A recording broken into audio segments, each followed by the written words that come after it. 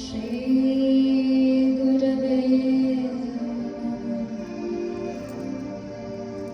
तप्तकाञ्चन गौराङ्गी राधे वृन्दावनेश्वरी वृषभानुसुते देवी प्रणमामि हरिप्रिये कृष्णाय वासुदेवाय हरे परमात्मने प्रणतक्लेशनाशाय गोविन्दाय नमो नमः। नारायणं नमस्कृत्य नरं चैव नरोत्तमं देवीं सरस्वतीं व्यासं ततो जयमुदीरये। वाञ्छाकल्पतरुभ्यश्च कृपासिन्धुभ्यैव च पतितानां पावनेभ्यो वैष्णवेभ्यो नमो नमः।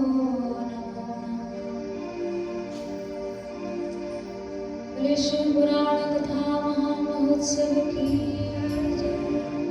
श्री वेदव्यास भगवान की जय। श्री गौरी शंकर भगवान की जय। श्री राधामान बिहारी लाल की जय। श्री गहवर वन धाम की जय। श्री बरसाना धाम की जय। 84 कोस ब्रजमंडल धाम की जय। समस्त गोवंश की जय। समस्त भक्त वैष्णव वृंद की जय। श्री हरिनाम संकीर्तन की जय। जय जय श्री राम।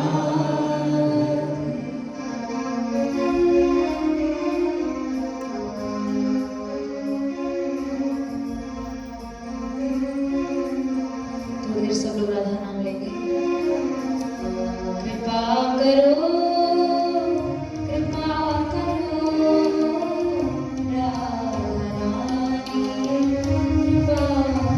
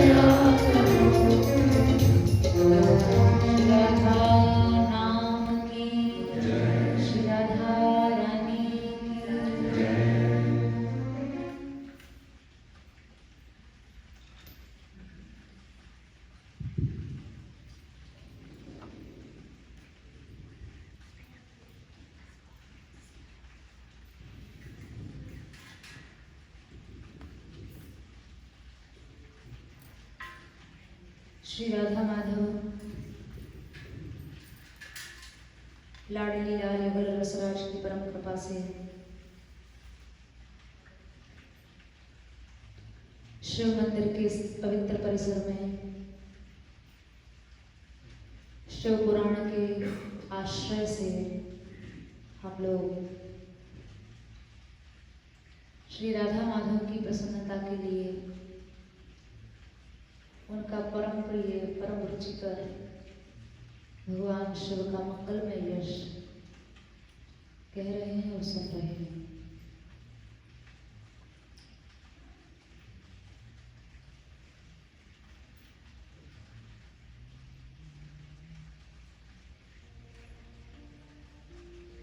शिव सेवा कर फल सुत सोई, अविचल भगति राम पद होई। अथवा शंकर भजन बिना नर भक्ति न पावे मोर। किसी भी उपासना में यदि प्रवेश चाहिए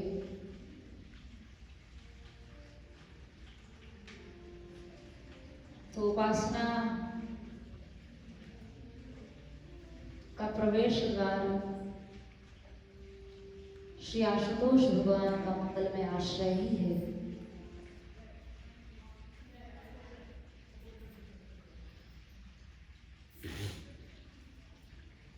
कलिकाल के जीवों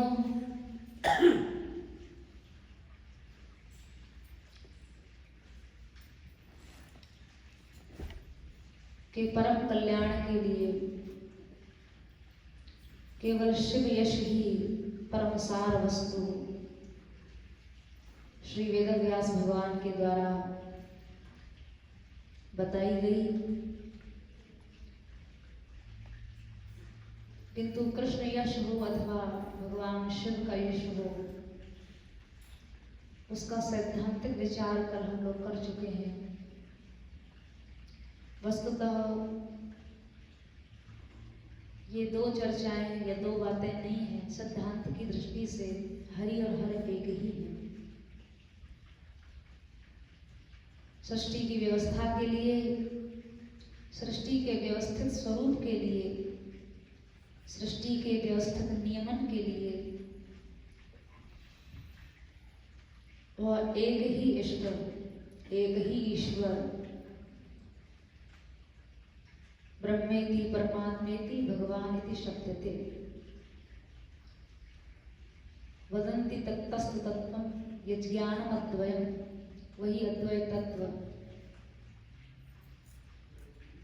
ब्रह्म नाम नाम से जाना जाता है, परमात्मा नाम से जाना जाता है, भगवान इति शब्दते, उसको भगवान के नाम से जाना जाता है।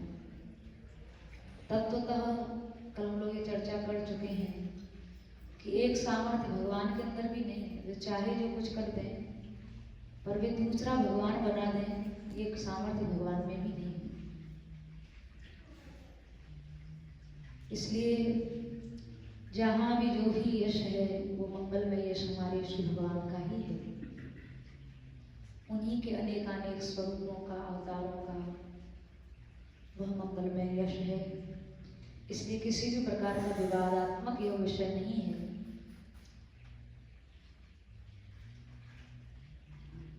बल्कि जहाँ जहाँ भी हम लोग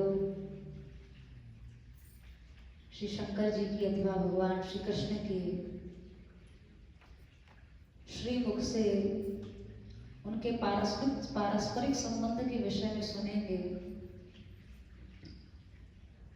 तो उस प्रगाढ़ता को देखते हुए यह जानना कठिन हो जाएगा कि ये दो हैं या एक ही है।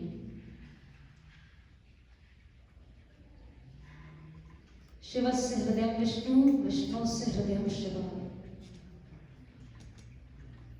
शिव जी का हृदय भगवान श्री हरि है और भगवान श्री हरि का हृदय शिव जी है।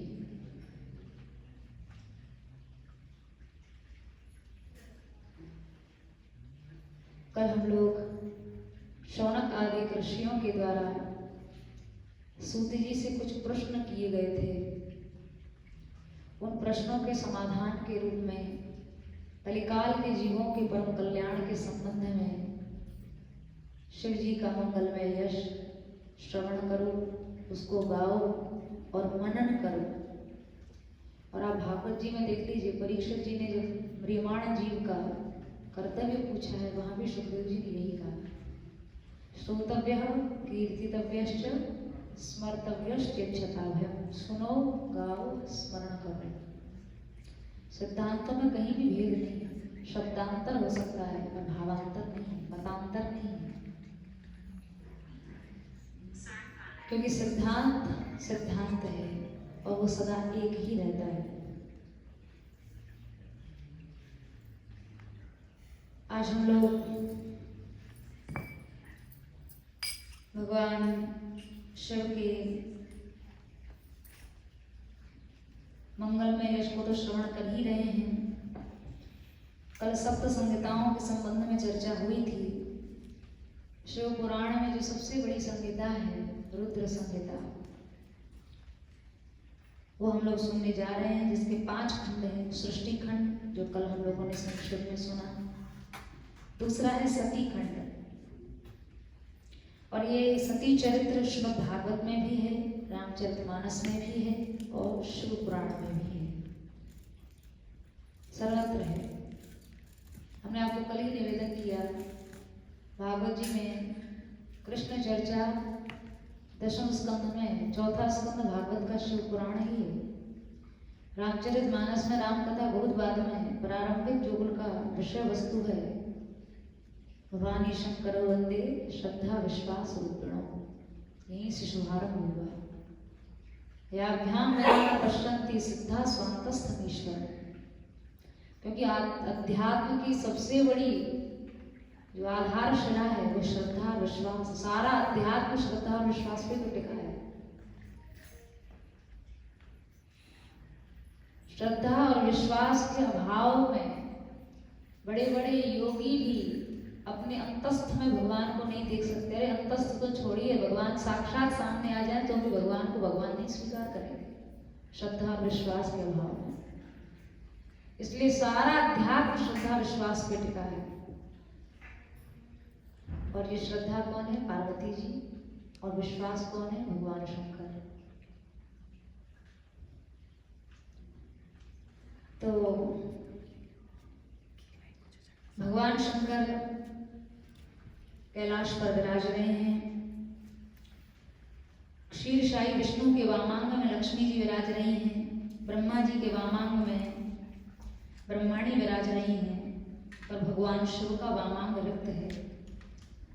सब देवताओं को बड़ी चिंता हुई कि कैसे शिव को शिवा प्राप्त हो, क्योंकि शिव में जो इकार है वही महाशक्ति है, और बिना इकार के शिव से इकार हटा दो तो क्या हो जाएगा? शव। बिना शक्ति के हर एक जीव शव ही है। उसकी हालत जी ने कहा, हमारे पुत्र हैं दक्ष, यदि आप कृपा करें तो उन्हीं के यहाँ हम अवतरित हों, प्रकट हों। आदि शक्ति तथास्तु कह के चली गई। और ब्रह्मा जी के 10 पुत्रों में 9वें पुत्र हैं दक्ष, 10वें हैं नारद जी। तब दक्ष को ब्रह्मा जी ने आदेश किया, दक्ष अब तुम तप करो, तुमको महाशक्ति का जनक बनने का सौभाग्य प्राप्त होगा। दिव्य वर्षेण दक्षस्तु सहस्राणाम त्रयम समाह। दक्ष ने 3000 देव वर्षों तक तप किया, 3000 देव वर्षों तक। देखिए, योग्य संतान भोग से प्राप्त नहीं होती है, योग्य संतान प्राप्त होती है व्यक्ति को साधना से, आराधना से। हमारे यहाँ गृहस्थ सनातन धर्म में विषय भोग के लिए नहीं है। हमारे यहाँ सदगृहस्थ धर्म इतना पवित्र, धन्यो गृहस्थाश्रम। गृहस्थाश्रम की बड़ी महिमा है, बड़ी वंदना की है, क्योंकि गृहस्थाश्रम के आश्रय से ही अन्य आश्रम चलते हैं। साधुओं को भोजन कौन कराता है? गृहस्थी लोग कराते हैं। जितने बड़े बड़े महान संत हुए उनका पोषण किसने किया? गृहस्थों ने किया। वो किनके यहाँ प्रकट हुए? पवित्र गृहस्थों के घर में प्रकट हुए। स्वामी रामसुदास जी का कितना उनका पवित्र, उनके माता पिता का गृहस्थ जीवन था। छोटे से थे तभी संतों के आश्रम उनको सौंप दिया। किसी सामान्य विषय व्यक्ति के अंदर तो इच्छा भी नहीं होगी अपने बालक को साधु बनाने की, तो घबराहट हो जाएगी। पवित्र गृहस्थों के घर से ही संत महापुरुष लोग, योग्य पुरुष प्रकट होते हैं। दक्ष ने बड़ा तप किया 3000 वर्षों तक, और भगवती जगदम्बिका के लिए प्रार्थना की। हम लोग भी थोड़ी सी प्रार्थना कर लें।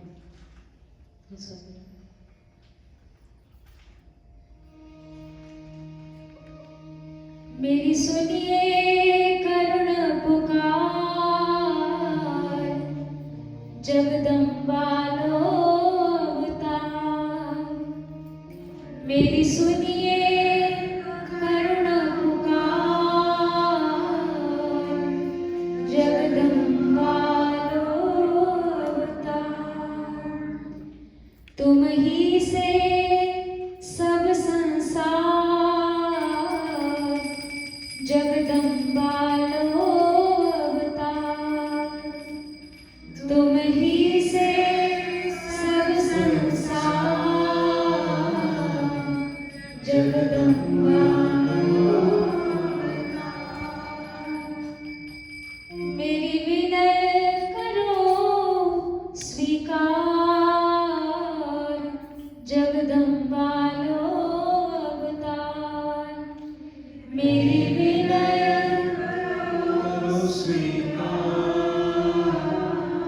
जगदम्बा लो अवतार। तुम बिन यह जगत असार, जगदम्बा लो अवतार। तुम बिन यह जगत असार, जगदम्बा लो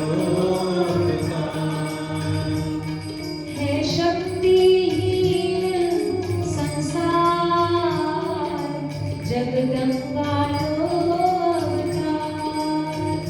है शक्तिहीन संसार,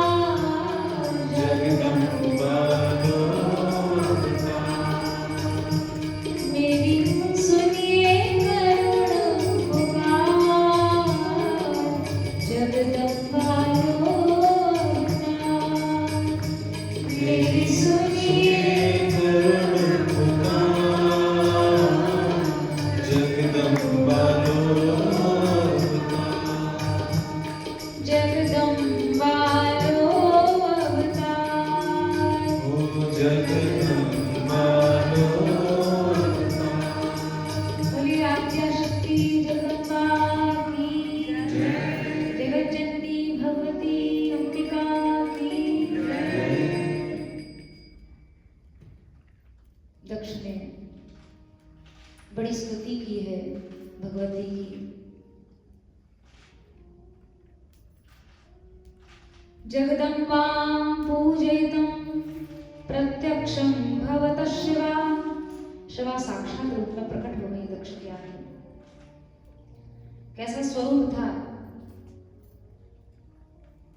सिंहस्थां कालिकां कृष्णां चारुवक्त्रां चतुर्भुजां वरदाभयनीलाब्जं खड्गहस्तां मनोहरां।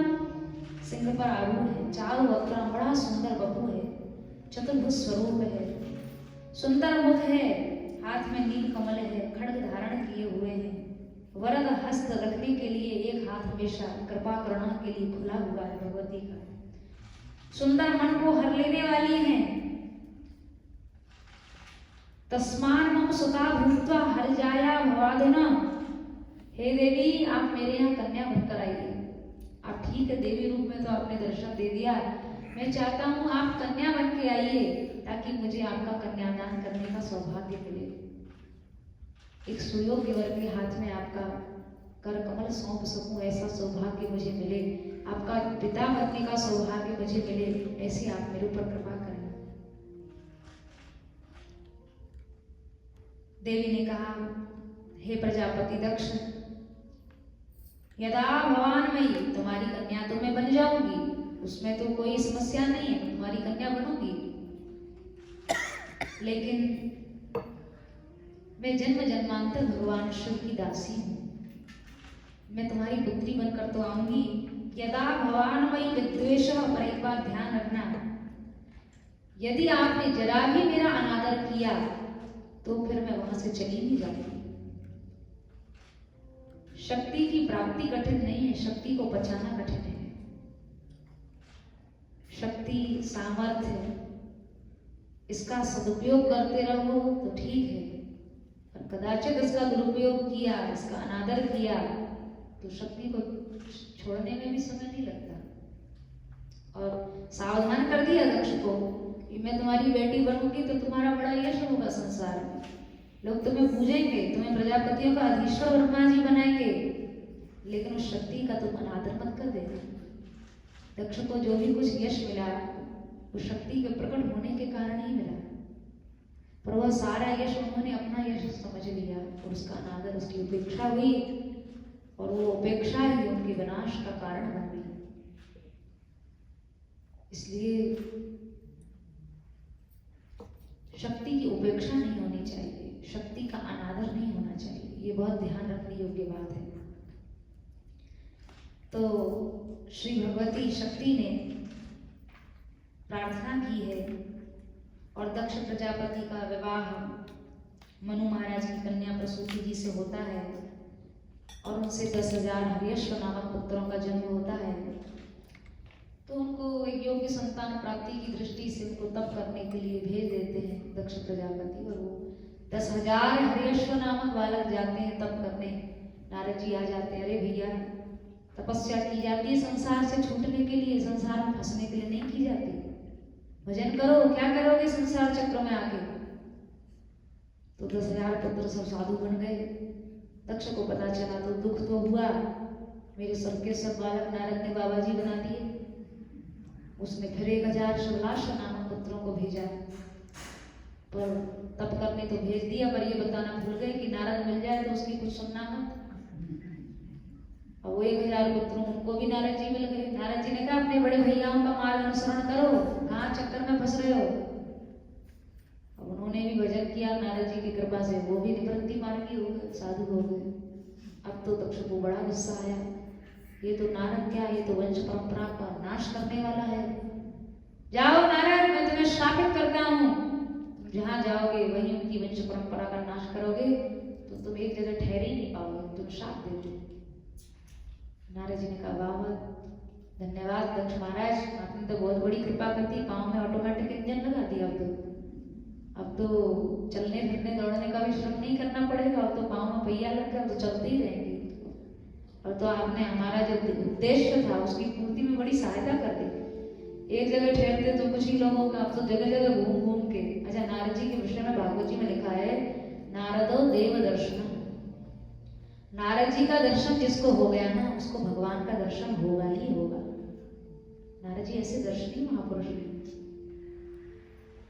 आप देख लो ध्रुव जी को, प्रहलाद जी को, भक्त चंद्रहास को, जिन जिन को भी नारद जी मिले, श्री अम्बरीश जी को, सबको भगवान का दर्शन हुआ। श्री व्यास जी ने बड़ा सुंदर पद नमो नमो नारद मुनिराज पद गा के स्तुति की है नारद जी की।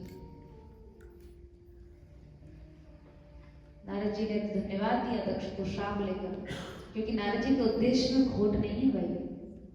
नारद जी को क्या मिलेगा? कोई निवृत्ति मार्ग से भगवान को पालेगा, उनको उनकी कोई कमीशन थोड़ी बंधी हुई। नारद जी को क्या मिलेगा? नारद जी के लक्ष्य में खोट नहीं है। नारद जी खुश हो गए उस श्राप को। उनके अंदर बदले में देवर्षि है, चाहे तो दक्ष को अभिशापित कर दे, पर नारद जी का नहीं। दक्ष ने बड़ी कृपा की, ये तो श्राप क्या वरदान दे दिया। पुनः दक्ष ने 60 कन्याओं को जन्म दिया, और 60 कन्याओं में श्री प्रसूति जी हैं, और उन प्रसूति जी से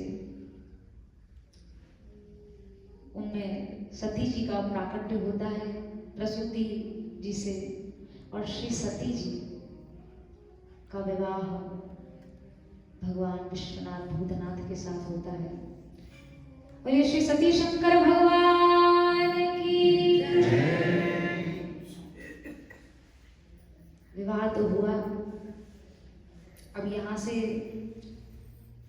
शिव पुराण का क्रम और भागवत जी का क्रम और श्री रामचरितमानस का क्रम लगभग समान ही, बराबर ही, एक ही जैसा यश श्री व्यास जी महाराज ने ग्रंथ में गाया है। सती जी का विवाह शंकर जी के साथ होता है, लेकिन कई बार शंकर जी मन में विचार करते हैं, सती जी से विवाह तो हो गया, पर शंकर जी के जैसा निवृत्त पुरुष कौन होगा। निरंतर सती जी को पाने के बाद भी कथा में लगे रहते, सत्संग में लगे रहते, पर कई बार सती जी उसमें रुचि नहीं प्रकट करती। तो शंकर जी को लगता है, सती जी सोचती होंगी ये तो हमारे पति मिले कि कोई वक्ता मिल गए, उपदेशक मिल गए। हो सकता है कि हमारा उपदेश उनको रुचिकर न हो, तो किसी दूसरे उपदेष्टा से उपदेश दिलाए। तो महर्षि कुंभज के पास जाकर, अगस्त्य जी के पास जाकर शंकर जी सत्संग कराते हैं सती जी को। चलिए वहां चलकर सत्संग करेंगे, अपने इष्ट की, श्री रघुनाथ जी की सुंदर कथाएं सुनते हैं। और बड़ी सुंदर बात यह है कि सत्संग करके जब लौट रहे हैं वहां से शंकर जी सती जी के सहित, तो उनको साक्षात उसी दंडकारण्य में श्री रघुनाथ जी के दर्शन भी हो जाते हैं। अरे अरे देवी देखो, जिनका यश हम सुन के आ रहे हैं ना, ये वही प्रभु श्री राम है। रामचरितमानस की चौपाइयां गेय हैं, गाई जा सकती हैं। प्रकरण चूंकि तीनों का एक ही जैसा है, इसलिए थोड़ा सा मानस जी का आश्रय हम लोग लेंगे। शंभु समय तेहि राम ही देखा, उपजा ही अति हर्ष विशेखा। अब देखो, राम जी को देखा सती जी ने भी है, और देखा शंकर जी ने भी है, पर देखने देखने में कितना अंतर है। शंकर जी का हृदय तो प्रेम से, रस से भर गया, रोम रोम पुलकायमान हो गया श्री रघुनाथ जी को देख के, और सती जी का हृदय संदेह से भर गया। भरी लोचन छवि सिंधु निहारी, कुसमय जानी न कीन चिन्हारी। चले जात शिव सती समेता, पुनि पुनि पुलकत कृपा निकेता। जय सच्चिदानंद जग पावन, अस कहि चले मनोजन सावन। जय हो श्री सच्चिदानंद भगवान की जय। शंकर जी जय जयकार करते हुए जा रहे, सच्चिदानंद भगवान की जय हो, जय हो। रोम रोम पुलकित हो गया, नेत्रों में अश्रु भरे हैं, हृदय गदगद है। शंकर जी की तो ऐसी दशा है, और सती जी का अंतःकरण संदिग्ध हो गया, संदेह से भर गया।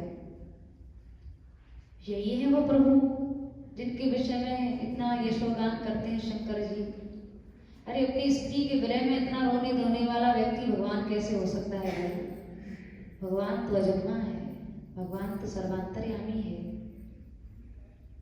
ऋषिमुख पर्वत पर जब जा रहे थे ना, कौन? राम जी और लक्ष्मण जी। सुग्रीव जी ने कहा हनुमान जी को, जाइए देख के आइए कहीं बाली ने तो नहीं भेज दिया दो वीर राजकुमारों को, कौन है ये, देखिए जाके जरा। हनुमान जी ने कहा क्यों देखना, हम ही देखें, आंख तो तुम्हारी भी है, तुम भी देख लो। आंख तो सबके होती है पर देखना किसी किसी को आता, सबको देखना नहीं आता। हनुमान जी कौन है? आचार्य तत्व है, गुरु तत्व है। गुरु की आंखों से जो देखेगा ना उसको कभी धोखा नहीं होगा। अपनी तो आंखें भी मनमाना देखती है, वो सत्य को सत्य नहीं देखती, झूठ को झूठ नहीं देखती। माया जवनिका छन्न होने के कारण, माया के पर्दे से आवृत होने के कारण हमारी आंखें भी सच नहीं देखती। सच को देखते हुए भी उसको झूठ ही स्वीकार करती हैं। अन्यथा अब तक के संसार से घृणा बुद्धि और भगवान के चरणों में अनुरक्त बुद्धि नहीं होती, हो जाती है। हनुमान जी गए, जाके हनुमान जी ने राम जी को प्रणाम किया। राम जी ने कहा अरे ब्राह्मण हो क्या प्रणाम कर रहे हो? लगता है असली ब्राह्मण नहीं, क्योंकि ब्राह्मण किसी को प्रणाम नहीं करता, वो तो सबका प्रणम है, उसको तो सब प्रणाम करते हैं। हनुमान जी ने कहा तो अगर हम असली ब्राह्मण नहीं तो आप भी असली क्षत्रिय नहीं। हमने आपको प्रणाम किया, आप कहते हैं कि ब्राह्मण को प्रणाम नहीं करना चाहिए, तो आप भी कौन से असली क्षत्रिय? आप असली क्षत्रिय होते तो हमारे प्रणाम करने से पहले आप भी प्रणाम कर लेते, आपने क्यों नहीं किया प्रणाम? राम जी ने कहा अच्छा तुमको कौन लग रहा है, हम कौन हो सकते हैं? हनुमान जी बोले हमें तो लग रहा है भगवान है। अरे राम, भगवान का तो एक भी गुण लक्षण मेरे अंदर नहीं, भगवान तो अजन्मा होता, मैंने तो दशरथ जी के यहाँ जन्म लिया है। भगवान तो सर्वांतर्यामी होता है, मुझे तो यही नहीं पता मेरी पत्नी खोकर गई कहाँ है, मैं तो उसको ढूंढने में इधर से उधर घूम रहा हूँ। भगवान तो सर्वतंत्र स्वतंत्र होता है, मैं तो पिता के वचन में बंध के वन वन घूम रहा हूँ। भगवान सर्व सामर्थ्यवान होता है, मेरा तो साहस ही नहीं होता है अपनी स्त्री को जाकर ढूंढ भी सकूंगा, ऐसा लगता भी नहीं। हनुमान जी बोले तो देखिए कोई बात नहीं, आप में भगवान का एक भी गुण नहीं है, पर हमने आपको भगवान मान लिया ना, तो हमें भी भक्त का एक भी गुण नहीं है, आप हमें अपना भक्त मान लो। हमने आपको मान लिया, आप हमें मान लो, बात बराबर है। तो भगवान कौन है? तो गरुण जी को मोह हो गया, सती जी को भी मोह हुआ, व्यामोह में बुद्धि आ गई, क्योंकि शुद्ध सच्चिदानंदमय कंद भानुकुल के चरित करत नर अनुहरत। जब नर के अनुरूप चरित्र भगवान करते हैं तो बड़े बड़ों की बुद्धि मोह में पड़ जाती है। प्राकृत मानवीय लीला जब भगवान करते हैं, गीता जी में श्री भगवान ने कहा जन्म कर्म च मे दिव्यम एवं यो व्यक्ति तत्वतः। कोई कोई तत्वज्ञ पुरुष ही होते हैं जो मेरे सभी जन्म और लीलाओं को दिव्य मान पाते हैं, नहीं तो वो मानवीय लीलाओं को देखते सुनते हुए भगवान को भी मानवीय समझने लगते हैं, मनुष्य ही समझने लगते हैं। और ये मानवीय बुद्धि ही मोह का मूल कारण है, इसी से मोह होता है। अगर ये याद रह रहे हो भगवान है तो मोह हो नहीं सकता। सती जी को व्यामोह हुआ। अब राम जी देखो सन्मुखी हैं, पर संदेह में भरे हुए होने के कारण भगवान के सन्मुख दर्शन का भी सती जी आनंद नहीं ले पा रही है। और उसी स्वरूप को देखकर शंकर जी का रोम रोम पुलकावली मंडित हो रहा है, हृदय गदगद हो रहा है। यद्यपि प्रकट न कहो भवानी।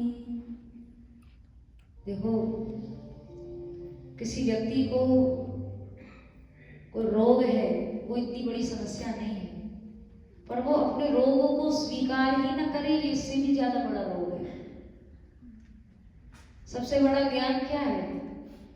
पढ़ना लिखना नहीं, अपने अज्ञान का ज्ञान हो जाए, यही सबसे बड़ा ज्ञान है। अपनी अज्ञता का जीव को बोध हो जाए, यही सबसे बड़ा प्रबोध है।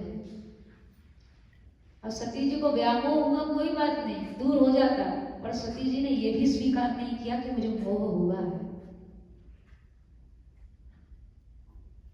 सदगुरु वचन विश्वासा यहाँ संयम के आशा, संयम यहाँ न विषय के आशा। सद्गुरुजनों का वाक्य ही वो दवाई है जो रोगी के ऊपर काम करती है। और कोई रोगी जाके डॉक्टर को बोले ना ना हमें तो कोई रोग ही नहीं है, हमें तो है ही नहीं, कोई रोग ही नहीं है, तो डॉक्टर भी क्या करेगा? कदाचित वो मर्ज पकड़ भी ले, औषधि दे देगा, पर जो मान ही नहीं रहा कि मैं रोगी हूँ तो वो दवाई भी क्यों खाएगा और औषधि का सेवन नहीं करेगा, तो जन्म भर वो उसी रोग में पड़ा रहेगा। तो सबसे बड़ी समस्या ये है कि एक तो व्यक्ति जानता नहीं और फिर दूसरे की मानता नहीं। सती जी को मोह हुआ, पर सती जी ने स्वीकार नहीं किया कि मुझे मोह हुआ है। और गोसाई जी ने जो कहा, यद्यपि प्रकटन कीन भवानी हर अंतर्यामी सब जानी। पर देखो शंकर जी तो अंतर्यामी हो, तो सब कुछ जान गए कि इनको कौन सा रोग, मोह रूपी रोग हो गया। शंकर जी ने सती जी को कहा, देखो देवी, एक बात का स्मरण रखो, हम तो समझ गए कि तुमको मोह हुआ है, लेकिन जब तक तुम अपने मर्ज को खुद स्वीकार नहीं करोगी तब तक इसका शमन नहीं हो सकता, दूर नहीं हो सकता। हमारी बात पर अगर तुमको विश्वास नहीं है तो तुम जाकर स्वयं परीक्षा कर लो, ये भगवान है कि नहीं है, तुम जाके परीक्षा कर लो इस बात की। तो सती जी ने जाके परीक्षा भी की, लेकिन बात यह थी, सती जी सीता जी का रूप धारण करके चली गई राम जी के। अब राम जी वनांतर में ढूंढते हुए सीता जी को दौड़ रहे हैं। वितर वितर वाचम कुत्र सीते गतात्वम, वाल्मीकि रामायण में वाल्मीकि भगवान कह रहे हैं, न कुरु परिहासम सर्वथा दुस्सहम में। हे सीते, हे प्रेयसी, कहाँ हो? मेरे साथ परिहास मत करो, मैं जानता हूं तुम यहीं कहीं छुप गई हो। देखो, त्वमसि खलु तनूजा हंत सर्वं सहाया सुत विरह विमुक्त प्राण राजात्मजोयम्। तुम तो उस धरती की बेटी हो जो सब कुछ सह सकती है, पर मैं उस कमजोर दिल वाले बाप का बेटा हूं जो अपने बेटे को बन जाते हुए भी नहीं देख पाया, प्राण छोड़ दिया। तो तुम सब तरह का परिहास कर लोगी, झेल लोगी, लेकिन ये राम नहीं झेल पाएगा। राम जी को लग रहा तुम परिहास कर रही हो, तुम यहीं कहीं छुप गई हो। वितर वितर वाचम पुत्र सीते गतात्वम, बोलो कहाँ गई हो, कहाँ छुपी हो, बोलो ना सीते। यह जो विरह देखा है राम जी का, तो सती जी को मोह हुआ। और वनांतर में जहाँ श्री रघुनाथ जी अन्वेषण कर रहे थे, वहीं श्री सती जी सीता जी के रूप में बैठ जाती हैं। पर राम जी ने क्या विचार किया, सीता होती तो पीछे चलती, आगे नहीं बैठती, क्योंकि भक्ति का स्वरूप है, वो भगवान के आगे नहीं चलती, वो भगवान के अनुगमन करती है, पीछे चलती है। भक्ति की परमाचार्या हैं श्री परम्पा जगज्जननी जानकी जी। तो सीता होती तो ये हमारे पीछे चलती, हमसे आगे थोड़ी बैठ जाती है। जान गए, जगदम्बिका को हाथ जोड़ के राम जी ने प्रणाम किया। अब देखो, जब आई हैं सती जी तो यह भी नहीं बताया शंकर जी को कि मैंने परीक्षा दी। कछु न परीक्षा लीन गुसाई, कीन्हे प्रणाम तुम्हारे नाई। आपकी तरह प्रणाम करके आ गई मैं तो, शंभो, कोई परीक्षा मैंने नहीं ली। अब देखो, ऊपर से कपट किया, झूठ बोला, ये दूसरा अपराध हुआ। अन्यथा सती जी यह विचार करती है, जिसने मेरे हृदय की बात को जान लिया कि मुझे मोह हो गया है, वो ये भी तो जानता है कि ये भगवान है या कौशलेश दशरथ के जाए, ये केवल दशरथ कुमार हैं, ये केवल मनुष्य हैं या ये भगवान है। जो मेरे हृदय के मोह को जान सकता है, वो ये भी तो बता सकता है कि भगवान है या नहीं। और जो बता रहे हैं शंकर जी, उसके बाद भी सती जी उस बात को स्वीकार नहीं कर पा रही। शंकर जी से भी कपट किया। कछु न परीक्षा लीन गुसाई, कीन्ह प्रणाम तुम्हारे नाई। और इसका परिणाम ये हुआ कि सती जी पिता के यज्ञ में जाती हैं, और गीता जी में भगवान ने बहुत सुंदर कहा है, संशयात्मा विनश्यति, शंकालु का विनाश ही होता है। विशेष रूप से गुरुजनों की, महापुरुषों की वाक्यों पर कभी भी अविश्वास नहीं करना चाहिए। उनके वाक्य पर शंका की तो विनाश निश्चित है। शंकर जी के वाक्य पर अविश्वास करने का ही परिणाम था सती जी को पिता दक्ष के यज्ञ में जाके देह दग्ध करना पड़ा, शरीर को जलाना पड़ा। सती मरत हरि सन वर मांगा, जन्म जन्म शिव पद अनुरागा। देह दग्ध करते समय सती जी ने श्री भगवान सांब सदाशिव के चरणों में हमारा अनुराग हो, ऐसी प्रार्थना की। और वे ही सती जी, उनका दूसरा जन्म हिमाचल राज्य की पुत्री यानी उनकी पत्नी मैना के यहाँ उनकी पुत्री के रूप में हुआ, पार्वती जी के रूप में। और जिस समय देखो बड़े सुंदर महापुरुष लोग भाव देते हैं। पार्वती जी कौन है? भवानी शंकर वंदे श्रद्धा विश्वास रूप है, श्रद्धा है। श्रद्धा का जन्म कब कहाँ से हुआ? मैना से हुआ। मैं ना, जब मैंपन की वृत्ति नहीं होगी तब श्रद्धा का जन्म होगा, यानी जब अस्मिता नहीं होगी तब श्रद्धा पैदा होगी। और जब पार्वती जी के रूप में सती जी आई हैं तो आप प्रसंग पाएंगे कि वहाँ स्वयं नारद जी हिमाचल राज्य की नगरी में आते हैं। नारद जी कौन है? सदगुरु हैं। जब श्रद्धा का जन्म होगा तो श्रद्धा को चल के कहीं जाना नहीं पड़ेगा, सदगुरु अपने आप चलकर आ जाएंगे। नारद जी रूपी सदगुरु पार्वती जी रूपी श्रद्धा के घर अपने आप चलकर आए। और बड़ा सुंदर वर्णन गोसाई जी करते हैं कि जिस समय नारद जी पधारते हैं, चरणों में प्रणाम कराते हैं, निज सौभाग्य बहुत गिरिवर नाम, सुता बोली मेली मुनि चरणा। बेटी को बुलाया, प्रणाम करो, ये देवर्षि नारद जी हैं। नारद जी को प्रणाम किया पार्वती जी ने।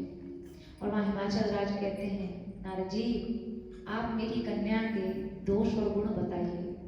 देखो, जो व्यक्ति अपनी श्रद्धा में निरंतर दोष और गुण का विचार करता होगा वो अपनी श्रद्धा को कितना सुंदर बना लेता होगा। हमारी श्रद्धा में कहाँ कमी है, श्रद्धा की उस कमी को कैसे दूर किया जाए, ये निरंतर निरीक्षण की चीज है। हमारी बेटी में कहाँ दोष और गुण है बताइए ना नारद जी, ताकि उसको दूर किया जा सके। त्रिकालज्ञ सर्वज्ञ तुम, गति सर्वत्र तुम्हार, कहु सुता के दोष गुण, मुनिवर हृदय विचार। नारद जी ने कहा, शैल सुलक्षण सुता तुम्हारी, सुनहु जे अब गुण दोई चारी। हे हिमाचल राज, आपकी बेटी में कोई दोष नहीं है, सब गुण ही गुण है। दो चार गड़बड़ियां हैं महाराज, माना कि सब इसमें गुण ही गुण है, पर वो दो चार दोष क्या है कह दीजिए कृपा करके, उनको भी सुधार लिया जाए। जोगी जटिल काम मन नगन अमंगल वेश, अस स्वामी एहि कह मिलहि परि हस्त अस रेख। इसका जो विवाह होगा ना वो बड़े जटिल पति के साथ होगा, उसको समझना बड़ा कर्रा काम, बहुत कठिन काम। जोगी वो जोगी होगा, अकाम मन उसके अंदर कोई कामना नहीं होगी, नग्न नग्न रहने वाला होगा, अशुभ वेश धारण करेगा, अमंगल अमंगल वेश अस स्वामी यही कहाँ मिलही परी हस्त असरे। ऐसे ही हस्त ने इसके रेखा है कि इसको ऐसा पति मिलेगा जो बड़ा ही जटिल होगा, अकाम मन वाला होगा, दिगंबर होगा, अमंगल वेशधारी होगा। इतना सुनते ही मैं ना मैया तो घबरा गई। कौन माँ चाहेगी उसकी इतनी सुंदर कन्या को ऐसा पति मिले। लेकिन ये जिनकी महिमा कह रहे हैं ना नारद जी, वो महिमा या तो नारद जी स्वयं जान रहे हैं या पार्वती जी स्वयं जान रही है। मैनाक जी को चिंता हो गई, हिमाचल राज को चिंता हो गई, ऐसा पति मिलेगा, हाय हाय हम तो अपनी बेटी को कुंवारी रख लेंगे, हम नहीं करेंगे ब्याह।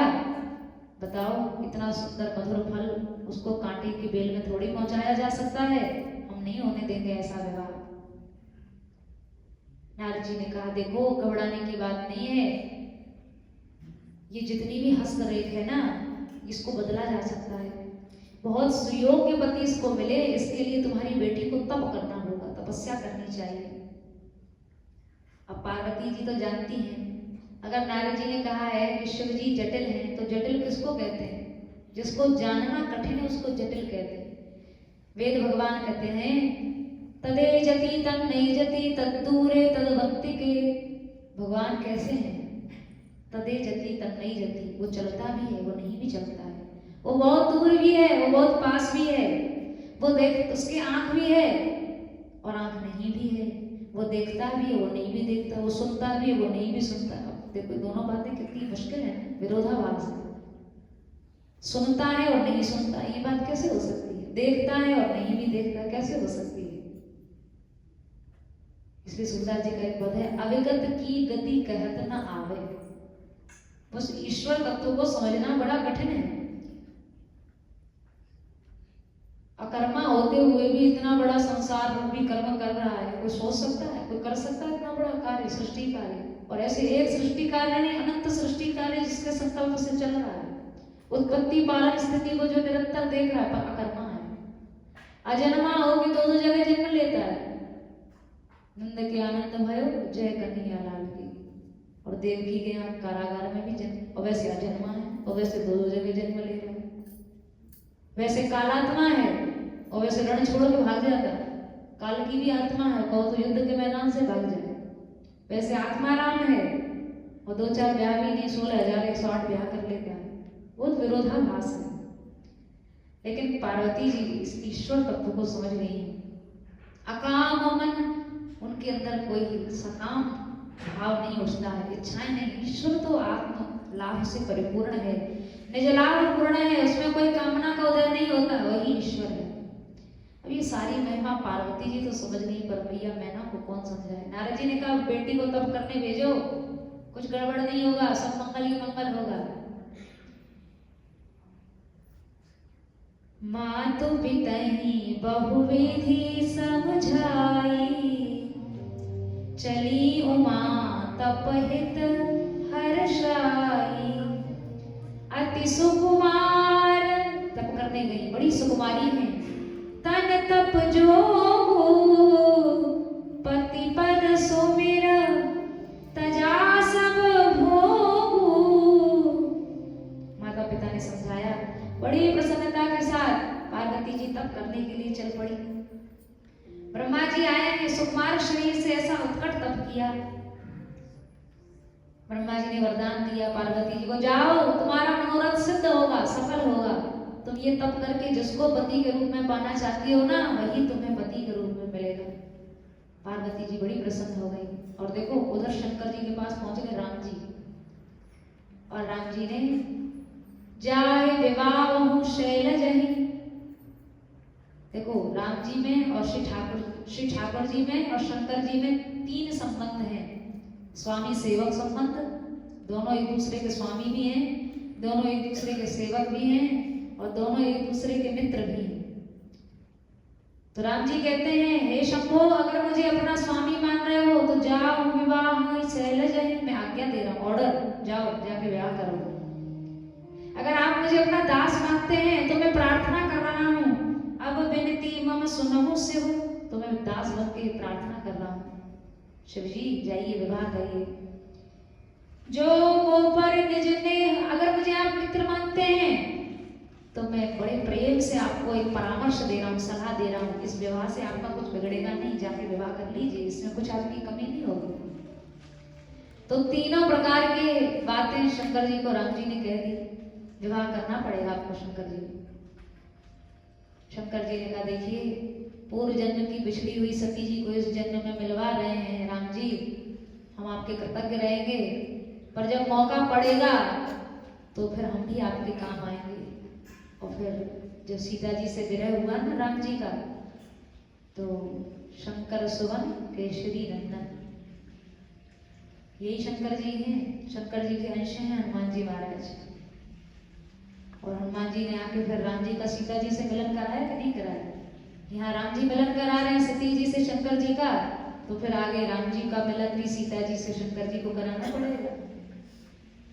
तो शंकर जी ने मनी मन का कोई बात नहीं, हम आपके आभारी हैं, आप हमारा मिलन शक्ति से करा रहे हैं, अवसर पाकर हम भी आपका मिलन महाशक्ति से कराएंगे।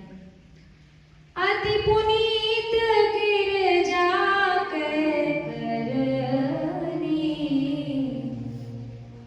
पवित्र कथा पार्वती जी की सुना रहे, कौन? राम जी सुना रहे हैं, ताकि इच्छा पैदा हो जाए। अरे ऐसे वैसे नहीं है, इनके पवित्र कर्मों को सुनेंगे तो आप हृदय हार जाएंगे, बड़ी पवित्र है, चरित्र है। अच्छा, शब्द क्या प्रयोग किया? गिरिजा। ये सती जी थी तो विचलित हो गई, हिल गई संदेह में, शंका में, पर अब ये पर्वत की पुत्री बनी है, अविचल श्रद्धा है, अब ये विचलित नहीं होने वाली है, इसलिए कोई आपत्ति नहीं, कर लो ब्याह। क्या कहा? जाय विवाह शैलजा, शैलजा माने पर्वत की पुत्री, गिरिजा माने पर्वत की पुत्री। और पर्वत जैसे अचल होता है वैसे ही अचल ये भी है, इसलिए तुमको घबराने की जरूरत नहीं है। अब ये श्रद्धा विचलित नहीं होगी, ये निष्ठा विचलित नहीं होगी, अब आप विवाह कर लो, शंका वंका कुछ नहीं आने वाली। और कहा शिव अति पुनीत गिरजा के करनी, बिस्तर सहित कृपा निधि बरनी। कहा शिव यद्यपि उचित रस नाही, नाथ वचन पुनि मेट न जाहि। सिर धरि आयुष करहि तुम्हारा। शंकर जी ने कहा ठीक है नाथ, आपकी आज्ञा को हम अपने सिर पर धारण कर रहे हैं। राम जी बोले सिर पर मत धरो, सिर पर तो गंगा जी बहती, हमारी आज्ञा को भी बहा दो क्या? हमारी आज्ञा सिर पे मत रखिए, हमारी आज्ञा आप अपने हृदय में रखिए। तब शंकर जी ने कहा ठीक है ना। कह प्रभु हर तुम्हारपन हरे हो, अब और राखे जो हम कर। अब हमने हृदय में रख लिया आपकी आज्ञा, आपने मना किया सिर पर आज्ञा नहीं रखनी, तो ठीक है सिरोधार्य नहीं करेंगे, हृदय धार्य कर ली हमने आपकी आज्ञा, जो कहेंगे आप हम वही करेंगे। ठाकुर जी शंकर जी को आज्ञा देके मना के चले गए, और उधर सप्तर्षि शंकर जी के पास आए। शंकर जी ने कहा वाह वाह, बड़े मौके पर आए हो, जाओ जरा जाके पार्वती जी की अविचल निष्ठा की प्रति उनकी परीक्षा तो लेके आओ। सप्तर्षियों ने कहा अरे जब परमात्मा कह गया तो महात्माओं से क्यों परीक्षा करवा रहे हो? शंकर जी ने कहा देखो, पूर्व जन्म में सती जी ने हमारे भगवान की भी परीक्षा की थी, तो इस जन्म में हम भी इनकी परीक्षा किए बिना इनको स्वीकार नहीं करेंगे। जब ये हमारे भगवान की परीक्षा कर सकती हैं, तो हम इनको बिना परीक्षा के स्वीकार कैसे कर सकते हैं? जाइए जाके उनकी निष्ठा की परीक्षा करके आइए। तब सप्तर्षि जाते हैं। के ही अवराध हो का तुम चाहो, सप्तर्षियों ने कहा जाकर, किसको पति रूप में चाहने के लिए इतना तप कर रही हो? पार्वती जी ने कहा हंसी हम सुनी हमारे जड़ताई, कहत बचन मनु अति सकुचाई। मेरी जड़ बुद्धि की सोच सुन लेंगे ना महाराज, तो आप सबके सब हंसने लगेंगे। नहीं नहीं बोलो भाई, किसको पति रूप में? शंकर जी। अरे राम राम, शंकर वो तो बिना तप के मिले तो भी उसका वर्णन नहीं करना चाहिए। शंकर जी को तप करके उनको पति रूप में चाहोगी? राम राम, तुम्हारी बुद्धि कहाँ गई देवी? अभी कुछ नहीं बिगड़ा है, हम तुम्हारा हित हित विचार करके तुम्हारे पास दौड़े चले आए हैं, हमें पता चला तुम सुयोग के वर चाहती हो। सप्तर्षियों के समझाने के पहले ही पार्वती जी तो कह चुकी थी महाराज मैं जानती हूँ मेरी मूर्खता पर आपको हंसी आएगी, लेकिन मेरा मन मेरी बात नहीं मान रहा तो आपकी क्या मानेगा। सुनत वचन बिहसे ऋषय गिरि संभव तव देह, नारद कर उपदेश सुनी कहूँ बसेउ किसु गेह। कितनी सुंदर बात। सप्तर्षि कह रहे हैं किस गुरु ने बता दिया शिव जी का पता ठिकाना देखो। बोले नारद जी ने बता रहे। नारद उसका तो अपना घर नहीं बसा, वो किसी दूसरे का घर बसने देगा। नारद के कहने से इतना बड़ा जीवन का निर्णय बिना सोचे विचारे तुमने कैसे ले लिया। दक्ष सुतन उपदेश जाई। जानती हो भिक्षा मांग के पेट भरता है, वस्त्र के नाम पे कुछ नहीं पहनता है, घर द्वार उसके है नहीं, पर्वत की चोटी पर बैठ जाता है, अमंगल वेश है, तमाम बुराई करने लगे सप्तर्षिगण। देखा नहीं दक्ष के सब वंश परंपरा का नाश करा दिया, उसके सब बच्चों को बाबाजी बना दिया। ऐसे शिव को तुम पति रूप में स्वीकार करोगी, तुम्हारी पति कहाँ चली गई। अजहु मानहु कहा हमारा। वो स्वभाव से उदासीन है, गुणहीन है, निर्लज्ज है, नरमुंडों की माला पहनने वाला, कुलहीन है, बिना घर द्वार का है, नग्न है, सांप बिच्छू को धारण करने वाला है। कुछ नहीं बिगड़ा, मान जाओ अभी भी हमारी। हम तुम कहाँ बरु नीक विचारा, हम तुम्हारे लिए बड़ा सुंदर वर चुनकर आए हैं। दूषण रहित सकल गुण राशि, श्रीपति पुर वैकुंठ निवासी। भगवान नारायण से तुम्हारा विवाह कराएंगे जिनमें एक भी दोष नहीं, उनमें गुण ही गुण है। पार्वती जी ने कहा महाराज आपकी बात तो बहुत सही है, पर देखो अगर आपका काम ही यही है ना कि अच्छी कन्या को अच्छा वर बताना, अच्छे दूल्हा को दुल्हन बताना और ब्याह कराना ही आपका काम है, तो मेरी प्रार्थना ये है कि मेरा जो होना था ना वो तो हो चुका, क्योंकि मैंने वर्ण कर लिया मन से। अब संसार में जितनी कुमारी कन्याएं हैं ना उनको बचा लो, कहीं वे भी उनका वर्ण न कर लें, उनको ये सही वर आप बता दीजिए। मेरा तो जो होना था सो हो गया, चाहे वो बिगड़ा चाहे सुधरा, अपनी तो हम अपनी देख लेंगे। पर आप जाइए उन कन्याओं के बाद जो भी कुमारी हैं, तप कर रही हैं, कोई किसी के लिए कोई किसी, उनको जा जाके अच्छे पति बताइए। अब हमसे आपको ज्यादा कुछ कहने की जरूरत नहीं। महादेव अवगुण भवन, विष्णु सकल गुण धाम, जेहि कर मन रम जाहि सन, तेहि तेहि सन काम। आपकी बात ठीक है, शंकर जी में बहुत दोष है, नारायण भगवान में बहुत गुण है, पर बात तो यह है जिसका मन जिससे लग जाए उसके लिए तो वही सब कुछ है। हमारा मन शंकर जी से लग गया तो हमारे लिए तो वही सब कुछ है। बहुत कुछ उलट पुलट कहकर सप्तर्षियों ने परीक्षा कर रहे ना श्रद्धा की, निष्ठा की। तजमुन नारद कर उपदेशु, आप कहीं सतबार महेशु। मेरे गुरुदेव ने मुझे जो बताया है, आपकी तो चले क्या, शंकर जी भी 100 बार आके अपनी बुराई कर जाए ना यहाँ, तो भी मैं उन्हीं का वर्ण करके रहूंगी, क्योंकि मुझे यह विश्वास है कि मेरे सदगुरुदेव भगवान मुझे कभी भी उत्पथगामी नहीं बनाएंगे, मुझे गलत मार्ग का चयन नहीं कराएंगे। देखी प्रेम बोले मुनि ज्ञानी, जय जय जय जगदम्बिके भवानी। बोलिए श्री जगदम्बिका पार्वती जी की जय। जय हो जय हो जय हो जगदम्बिका, जय हो जय जय भवानी। ऐसा कहते हुए सप्तर्षिगण चले गए और जाकर शंकर जी को कह दिया महाराज सच में गिरिजा हैं, सच में शैलजा हैं, हिलने वाली नहीं है इस बार, पहले जो हो गया सो हो गया, अब नहीं हिलेंगी, वर्ण कर लीजिए आप उनका। तो श्री शंकर जी ने सप्तर्षियों की बात सुनकर मन थिर करे तब शंभु सुजाना, लगे करण रघुनायक ध्याना। आंख बंद करके बैठ गए शंकर जी, तो ब्याह की सुनते ही समाधि लग गई, क्योंकि भाई विवाह है ही चीज ऐसी, अच्छों की समाधि लगा देता है। शंकर जी की भी समाधि लग गई, आंख बंद किया, राम जी के चिंतन में डूब गए।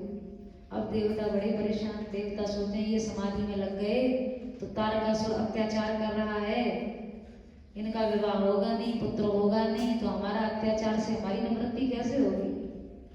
सबके सब देवता ब्रह्मा जी को लेकर शंकर जी के पास पहुंचे। अब पहुंच तो गए, पर किसकी हिम्मत, जो शंकर जी को कहे, क्योंकि कामदेव को कहा उन्होंने जाओ भाई, सबसे पहले कामदेव को भेजा। कामदेव जी को तो शंकर जी ने अपनी दृष्टिपात से ही भस्मसात कर दिया, जला के खाक कर दिया। और सब देवता सोचने लगे देखो हम तुम में से एक गया, उसके तो हड्डी पसली का भी पता नहीं चला कहाँ का कहाँ गया। अब किसकी हिम्मत जो शंकर जी को कहे कि ब्याह कर लो समाधि से उठा के। ब्रह्मा जी को लेके, भगवान नारायण को लेके सब देवता पहुंचते हैं, शंकर जी की स्तुति करते हैं।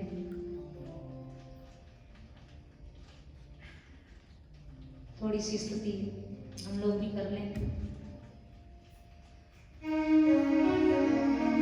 नमः शिवाय, ओम नमः शिवाय, हर हर भोले, नमः शिवाय, नमः शिवाय, ओम नमः शिवाय, हर हर भोले, नमः शिवाय, नमः शिवाय, ओम नमः शिवाय, हर हर भोले, नमः शिवाय।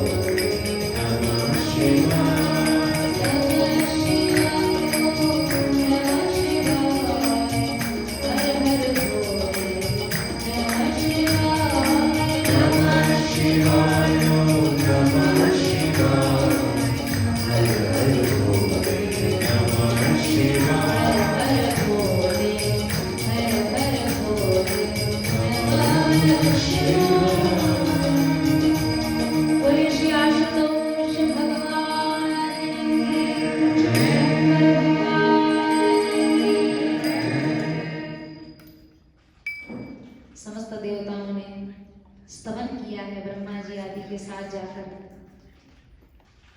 शंकर जी स्तुति सुनकर प्रसन्न हुए, देवगणों से कहा कहिए कैसे आप सब पधारे। अब सब देवता एक दूसरे की तरफ देख रहे हैं, तुम कहो भाई तुम कहो, सबको डर लग रहा है। कामदेव अभी अभी भस्मसात हुआ, कौन दोबारा ब्याह की प्रार्थना करेगा। ब्रह्मा जी को देवताओं ने कहा कहिए ना महाराज। ब्रह्मा जी बोले आए हो सामना करने तो करो सामना। सब देवता हृदय कंपित होने लगा। शिव जी ने कहा कहिए कहिए ब्रह्मा जी क्या कहना चाहते हैं देवगण। अच्छा ब्रह्मा जी ने भी घुमा के बात की। ब्रह्मा जी बोले सकल सुरन के हृदय अस शंकर परम उछाल, निज नयन देखा चाहे। ये सब अपने नेत्र सफल करना चाहते हैं। ब्रह्मा जी ने कहा ये सब अपने नेत्र सफल करना चाहते हैं। अरे नेत्र सफलता क्या मतलब है। बोले हाँ ये सब आपका विवाह देखकर अपने नेत्र सफल करना चाहते हैं सब देवता। ओहो शंकर जी को राम जी अभी भी आदेश देकर ही गए हैं। श्री रघुनाथ जी, शंकर जी ने कहा एवं मस्त, जाओ, ऐसा ही होगा। और तो सबके सब देवता खुश, भाई क्या बात है, कोई ना कोई तो रहस्य की बात है, एक ही बार में, और कुछ नानो नहीं, कुछ पूछा नहीं, और एवं मस्तु कह दिया। पूछे शंकर जी से आखिर क्या रहस्य है इसके पीछे। ब्रह्मा जी ने कहा तीसरी आंख खुल गई ना, सारे रहस्य पता चल जाएंगे, चलो यहाँ से। सब देवता बोले नहीं नहीं महाराज। शंकर जी समझ गए कि क्योंकि शरीर की भाषा भी बता देती कि आप कुछ बोलना चाहते हैं, कहना चाहते हैं। शंकर जी ने कहा कहिए ना ब्रह्मा जी, देवता क्या कह रहे हैं।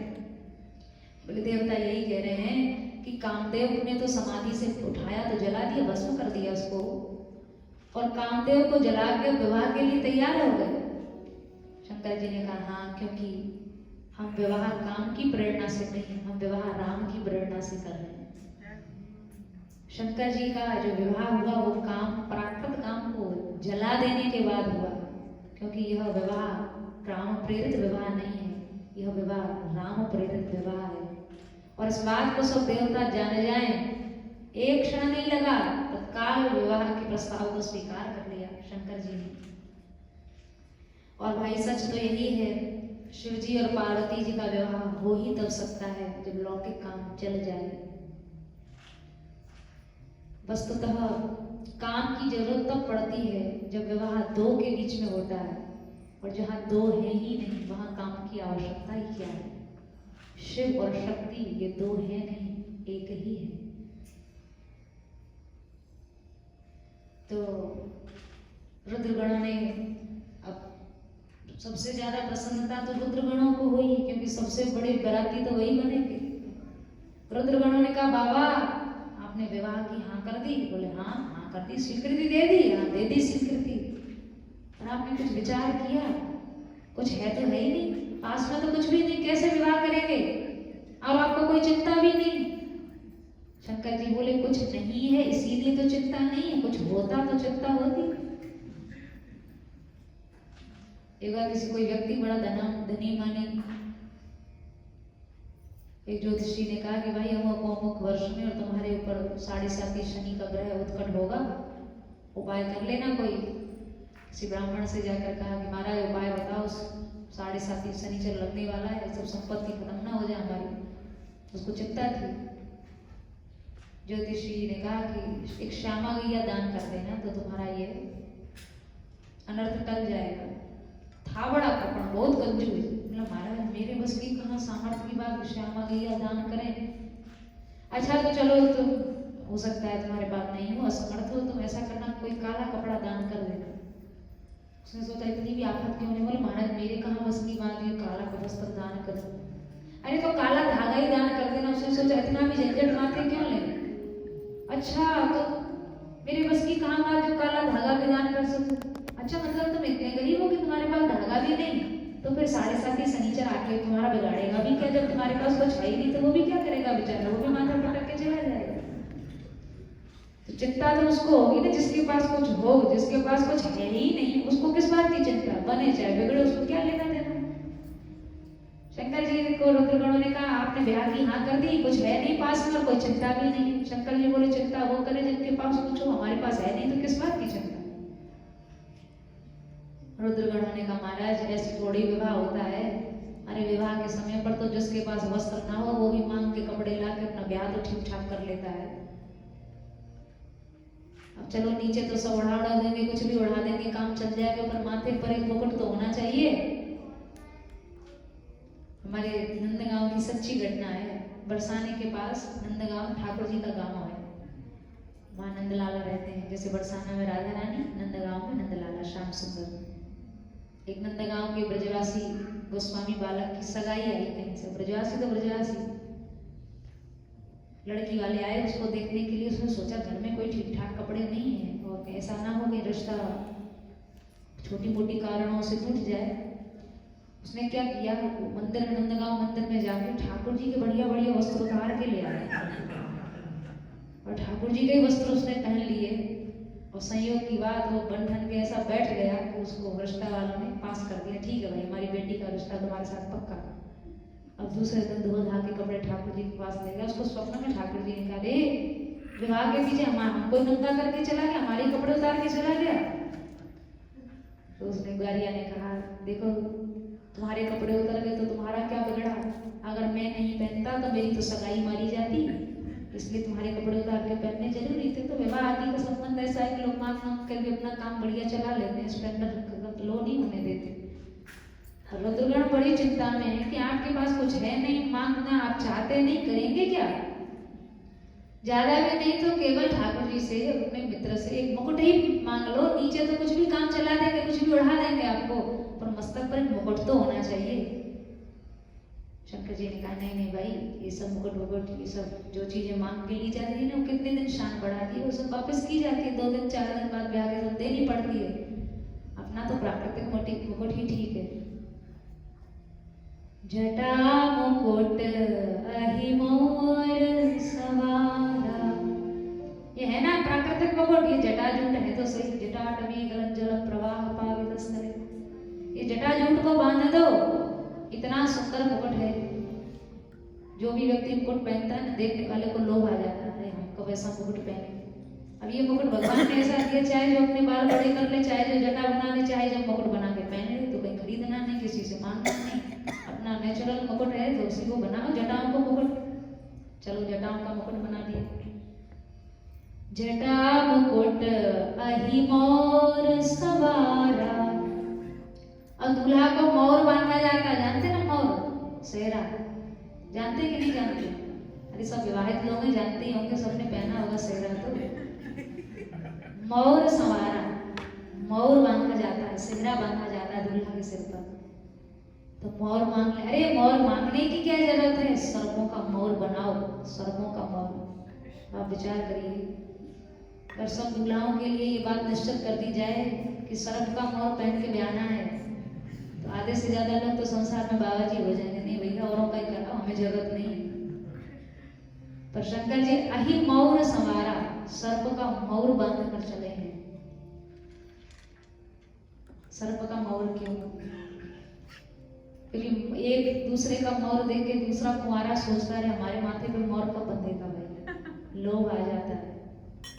अब ये मोर ऐसा है कि किसी को लोभ जगेगा ही नहीं, बंधे बंधे कभी मत बंधे, हम तो यही चाहेंगे ऐसा मोर कभी न बंधे। और सर्प का ही मोर क्यों? सर्प के अंदर विष होता है। ठीक है संबंध स्वीकार कर रहे हैं, लेकिन ये याद रखना चाहिए कि सर्वत्र विषयों का जहर प्रबल है संसार में। उन विषयों की प्रचंडता से सर्वदा बचते रहना, इसलिए शंकर जी ने सर्पों का मोर धारण किया। जटा मुकुट अहि मोर सवारा, कुंडल कंकण पहिरे ब्याला, कान में कुंडल भी सर्प के, हाथ में कंकण भी सर्प के, तन विभूति पट केहरी छाला, तन विभूति। शंकर जी ने कहा जाओ अब विभूति लेकर आओ, शरीर पर श्रृंगार हो रहा है, दूल्हा सरकार शरीर पर विभूति लगाएंगे। विभूति किसकी लगाते हैं शंकर जी? मुर्दे की राख, मुर्दे की राख लगाते हैं शंकर जी। रुद्रगण बोले महाराज कहां से? अरे जाओ मरघट से लेकर आओ भाई, मरघट से बढ़िया गरम गरम चटा के राख लाई गई। रुद्रगण बोले महाराज आज तो कम से कम ये मत लगाते, ब्याह के दिन रोज लगाते तो ठीक है, आज तो नहीं लगाते। अरे आज तो सबसे ज्यादा जरूरत है। कोई व्यक्ति बढ़िया सुगंध वाला इत्र लगा के घूमता है ना, तो अगल बगल वाले की नाक भी चढ़ जाती है, कौन सी ब्रांड का है, किस कंपनी का है। हमारी विभूति को कोई देखेगा ना तो सीधे मरघट कंपनी याद आ जाए, एक ही ब्रांड है, सीधे मरघट की याद दिलाएगा। वस्तुतः तन बभूति, और शंकर जी को ना मुर्दों से बहुत प्रेम है। उसका कारण इसलिए प्रेम है क्योंकि मुर्दा लोग राम नाम का प्रचार बहुत करते हैं। आप कहेंगे कैसे करते हैं? कोई भी व्यक्ति मर जाए तो पीछे लोग क्या कहते जाते हैं? राम नाम सत्य है। इतना धीरे क्यों बोल रहे हो? बढ़ा रहे हो आप लोग? राम नाम सत्य है। जोर से बोला कि जो सत्य है उसको सत्य बोलो। शंकर जी को मुर्दों से बहुत प्रेम है, इसलिए प्रेम है। जीते जी तो लोग बोलते नहीं राम नाम सत्य, ये बोलते देखो लोगों को बुलवा ही देते हैं, किसी कारण बस थोड़ी देर तो बोल के चलेंगे पीछे पीछे। तो जीवित लोगों के द्वारा भी इतना राम नाम का प्रचार नहीं होता जितना मुर्दों के द्वारा राम नाम का प्रचार हो जाता है। बड़ा प्रेम है शंकर जी को मुर्दों से। गण लोग बना कर में महाराज कम से कम आज तो ये विभूति में लगाए होते, अब आपको आज भी चैन नहीं है। तन बभूति पट के हरी छाला, केहरी सिंह की छाल को शंकर जी ने धारण किया वस्त्र के रूप में। क्या? केहरी छाल, सिंह की छाल।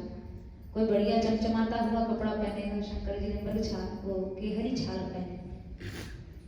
केहरी छाल देखो, जब तक सिंह जीवित था, गरजता था, जंगल के जीवों को भय से कंपित कर देता था, कितना डरा देता था।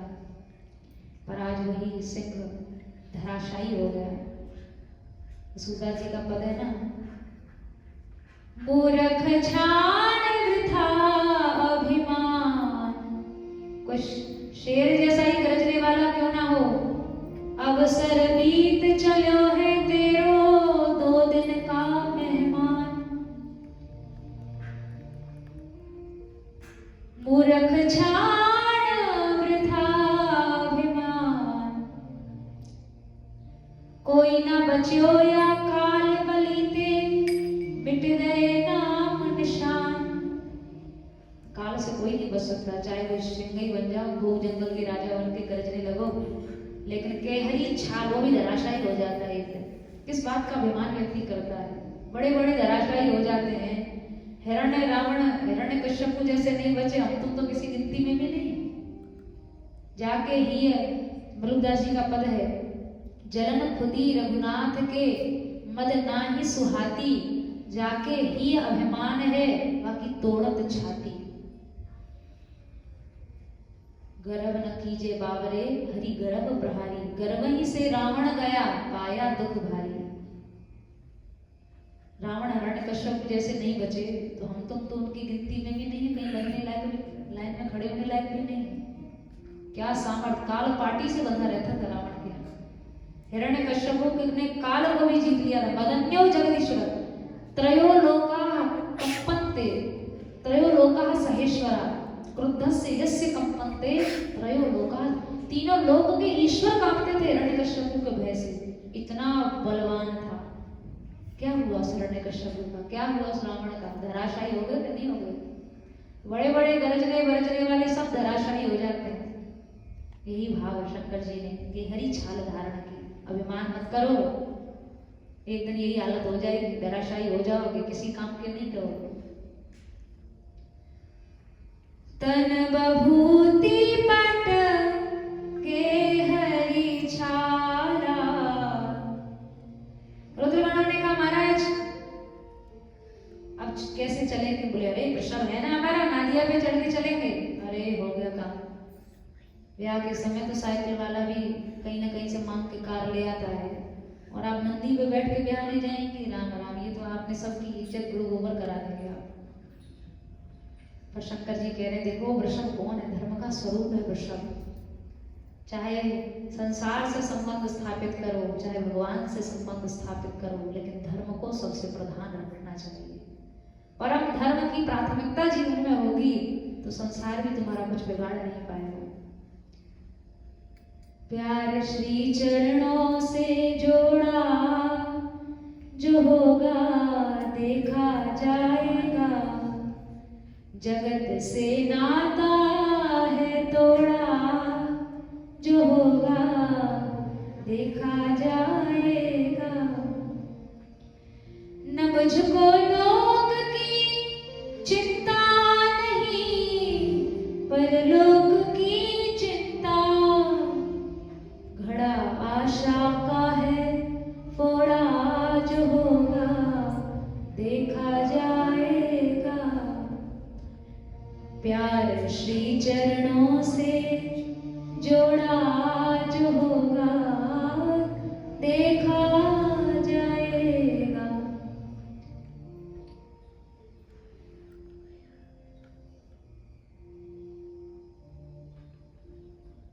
तो भाई धर्म का स्थान प्राथमिक होना चाहिए। चाहे विवाह के करने गए, गृहस्थ में गए, वानप्रस्थ में गए, कहीं गए, परम धर्म सदा प्राथमिक होना चाहिए। परम धर्म सबसे पहले होना चाहिए। शंकर जी ने वृषभ पर आरूढ़ होकर बरबोराह बसह सवारा। रुद्रगण बोले महाराज अच्छा वृषभ पर भी शंकर जी बैठे ना, तो कैसे बैठे? उल्टे बैठे।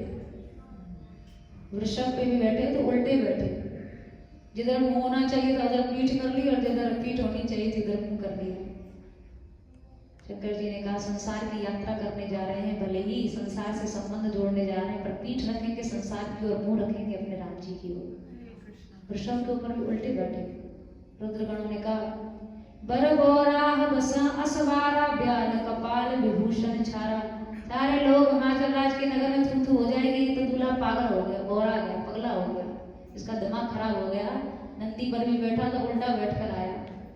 ब्याल कपाल विभूषण, क्या कपालों की माला, ये सब आभूषण क्या धारण कर रखा है। श्री भगवान विश्वनाथ हो नहीं तो भय सगुन एक बार, सुनियस ब्याह सगुन सब नाचे। बड़ा सुंदर वर्णन किया। जब चले तो नंदी ने कहा महाराज तो रात में तो कोई है नहीं, आप हम और बस एक आध रुद्रगण, ये 2-2.5 लोग हैं, इनसे क्या होगा बारात में? बुलाइए ना बारातियों को। तो शंकर जी बोले बारातियों के अपने पास क्या कमी है? राम जी के बारात में सब सुंदर सुंदर सगुन तो हंस रहे थे। जब राम जी की बारात जा रही थी जनकपुर, तो अब सगुन रो रहे थे, क्योंकि अब सगुन को कोई नहीं लेके गया। अब सगुन जानते हैं, हाँ, तो अब सगुन रो रहे थे। शुभ सगुन तो सब ले गए राम जी की बारात में सबको।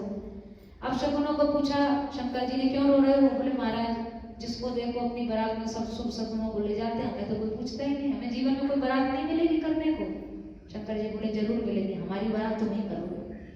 हमारी बारात में तुम सब अलाव हो, तुम सबको अनुमति है, फुल छूट है। बस भृंगी प्रेरी सकल गण तेरे, अति प्रिय वचन सुनत पिय केरे। भृंगी जी ने बुलाया नाद करके शंकर जी के पार्षद, बस सब सगुन अपसगुन सब चले आए। शिव अनुशासन सुनि सब आए, प्रभु पद जलज शीस तिन्ह नाए। शंकर जी के चरण कमलों में प्रणाम किया। महाराज आपके अलावा आज तक हमें किसी ने अपनी ब्याह बारात में याद नहीं किया, आप बड़े कृपालु हैं। नाना वाहन नाना वेशा, बिहसे शिव समाज निज देखा। अलग अलग वाहन है, अलग अलग स्वरूप है। क्या स्वरूप है? को मुखहीन विपुल मुख काहू, बिनु पद कर को बहुपद बाहु। किसी के मुंह ही नहीं है, किसी के मुंह ही मुंह है। कोई इतना मोटा है कि उससे मोटा कोई हो नहीं सकता, कोई इतना पतला है कि उसको देख के लगता पता नहीं जीवित भी है कि ऐसे ही है। ऐसा समाज, ऐसी बारातियों का समाज है शंकर जी ने देखा। शंकर जी हंसने लगे, ऐसी बारात आज तक किसी की गई नहीं होगी। हृष्ट पुष्ट कोई अति तन छीना, कोई बहुत हृष्ट पुष्ट है तो कोई शरीर से अत्यंत दुबला है। जस दूल्हा तस बनी बराता, भगवान श्री हरि बड़े प्रसन्न होने, वाह वाह जैसा दूल्हा है वैसी बारात है। कौतुक विविध हो ही मग जाता। अब मार्ग में खूब हंसी हो रही है, मजाक हो रहा है, एक दूसरे से हंसी मजाक कौतूहल कर रहे हैं, बारात चल रही है। भगवान श्री हरि ने, भगवान नारायण ने सब देवताओं को कहा देखो अब इज्जत बचानी है तो थोड़ा थोड़ा शंकर जी से दूर होना शुरू कर दो, आगे पीछे हो जाओ। इनके साथ चले तो कोई पता नहीं नगरी में घुस पाओगी कि नहीं घुस पाओ, इज्जत बचानी है तो आगे पीछे हो जाओ। अब तो सबके सब देवता, सबसे आगे भगवान श्री हरि पहुंच गए, सबसे आगे भगवान नारायण, और उनके पीछे क्रमशः सब इंद्रादि देवता, यम कुबेर आदि सब लगातार लाइन से क्रम से आ गए। और जब बारात पहुंची कहाँ? हिमाचल राज्य की नगरी में। तो आज भी गांवों में, छोटे छोटे गांव में बारात जब कहीं से आती है तो सबसे ज्यादा कौतूहल होता है बच्चों को बारात देखने। छोटे छोटे बालक सबसे पहले भागे, करे बारात में कौन आए, कौन घोड़ा हाथी, कितने लोग, कौन बाजे गाजे नाचने वाले, सबसे ज्यादा कौतूहल बालकों को होता है। अब हिमाचल राज्य की नगरी से भी कुछ सयाने लोग बारातियों की तैयारी, स्वागत के लिए, अगवानी के लिए, और तमाम छोटे छोटे बालक सब के सब भागे दूल्हा देखने के लिए, बारात देखने के लिए, कैसा दूल्हा है, कैसा दूल्हा है। और जब बारात ने आना शुरू किया, सबसे पहले ठाकुर जी एक बगीचे में आके पहले आराम कर रहे हैं, विश्राम कर रहे हैं। बालक बोले, अरे इतना सुंदर, यही है दूल्हा, चलो चलो चलो चल के देखते हैं पास में जाके, आप ही हैं दूल्हा सरकार। भगवान नारायण ने कहा, नहीं नहीं, हम दूल्हा कहाँ से आ गए, जैसे तुम देखने आए हो बारात, हम तो बारात देखने आए, दूल्हा वूल्हा नहीं है। अच्छा, तो देखने वाले इतने बढ़िया बढ़िया आए बारात, तुम्हारे कहाँ है बारात, कहाँ है दूल्हा, कहाँ है? बोले सीधे चले जाओ, देखो सामने बारात ही आ रही है और कुछ नहीं। धरे धीरज तह रहे सयाने, बालक सब ले जीभ पराने। जो धैर्यवान लोग थे वे भी आगे बढ़े, बालक भी आगे बढ़े, पर बालकों ने जब बारातियों को देखा, किसी के मुंह है, किसी के मुंह है ही नहीं, धड़े धड़ चला आ रहा है, किसी के चारों ओर मुंह लटक रहे, किसी के हाथ ही नहीं है, किसी के पाँव ही नहीं है, पता नहीं चल भी कैसे रहे, किसी के पाँव ही पाँव, किसी के जीव ही जीव। देखकर जो बालक भागे वहां से, ऐसे भागे अपने घरों में घुस गए। बंद करो दरवाजा, बंद करो दरवाजा, बंद करो। घर वालों ने पूछा, बारात कैसी है? अरे पहले दरवाजा बंद करो, बारात बाद में बताएंगे कैसी है। एक भी बाराती अगर घुस के तुम्हारे घर में आ गया तो फिर हिमाचल राज्य की नगरी में कोई जीवित नहीं रह पाएगा। इस बारात को देखने के बाद अगर कोई जी गया तो समझना उसके पूर्व जन्म के कोई बहुत बड़े पुण्य कर्म है, शुभ कर्म है, कोई जी नहीं पाएगा। माँ बाप ने चुप करा दिया, चुप, किसी को कहना ना तो ऐसी बारात है, नहीं तो जब बदनामी हो जाएगी। बोले माँ हम किसको कहने जाएंगे, अब तो हम घर से बाहर ही नहीं जाएंगे, ब्याह होता है, हमें कोई लेना देना नहीं। अच्छा, जो धीरज लोग थे, सयाने लोग थे, अब वो तो अपना थाली लेके खड़े, पर हिम्मत नहीं कि किसको तिलक लगावे, किसको अक्षत चढ़ावे, किसको माला पहनावे, बस खड़े हैं जड़ की तरह। एक बिना मुंह के धड़ ने पूछा घरातियों से, बताओ ठहरने की व्यवस्था कहाँ है? बोला महाराज आपको कौन ठहरा सकता है, जहाँ चाहो ठहर जाओ, हमें बस की नहीं आपको ठहराना, आपको कौन ठहरा। आवाज आ रही है पर मुंह दिखाई नहीं दे रहा, कहाँ से आवाज आ रही है। जैसे तैसे बारातियों को भीतर लेकर आए, और जब भीतर पहुंचे, मैना जी ने, हिमाचल राज ने पूछा बारात आ गई? बोले हाँ महाराज बारात तो आ गई, उनको ठहरा दिया है, अब भोजन स्वागत के लिए किसी और को भेजना, हम नहीं जाएंगे, हम तो हुआ है हमारा काम पूरा। अब मैना जी सबसे ज्यादा प्रसन्न था। मैना जी जिस बेटी की माँ को पता भी नहीं कि क्या हो रहा है, क्या होने वाला है, वो तो बड़ी कल्पना और बड़े सपने संजो कर बैठी हुई है। नारद जी वहां पर पहुंच गए माता मैना के पास, और जब नारद जी पहुंचे, छन महु व्याप्यु सकलपुर घर घर यह संवाद। सब सयाने लोग पहुंचे हैं और सबके साथ साथ नारद जी पहुंचे। जब नारद जी पहुंचे तो नारद जी को पूछा मैना मैया ने, मैना शुभ आरती सवारी, इतना सुंदर आरती का थाल लेके मैना मैया खड़ी है। संग सुमंगल गावहि नारी, साथ में सखी सहेलियां शुभ गा रही हैं, मंगलाचार गा रही हैं। सो मेरे सिय नारद वचने बुझी प्रीत पुनीत। नारद जी पहुंचे, माता मैना ने देखा नारद जी आए हैं, नारायण नारायण करते हुए। माता मैना ने कहा आओ नारद जी। नारद जी बोले नहीं नहीं मैया, देखो ये सब जो कुछ हो रहा है सब भगवान नारायण की कृपा है, हम तो कुछ नहीं जानते, हम तो निमित्त मात्र हैं, सब कुछ भगवान की कृपा है। अब सबसे पहले बारात में कौन थे? भगवान नारायण। उनके सुंदर स्वरूप को देखा, माता मैना का रूप रोम पुलकित हो गया, यही है दूल्हा। नारद जी बोले माता आप कितनी हल्की बात कर देती हैं, ये दूल्हा थोड़ी है, ये तो ऐसे ही दूल्हा के मिलने जुलने वाले लोग हैं, ये दूल्हा नहीं है। अच्छा नारद, मिलने जुलने वाले इतने सुंदर है, दूल्हा जाने कितना सुंदर होगा। थोड़ी देर बाद इंद्र आ गए, अच्छा ये दूल्हा है, ऐरावत हाथी पर इतना सुंदर स्वरूप।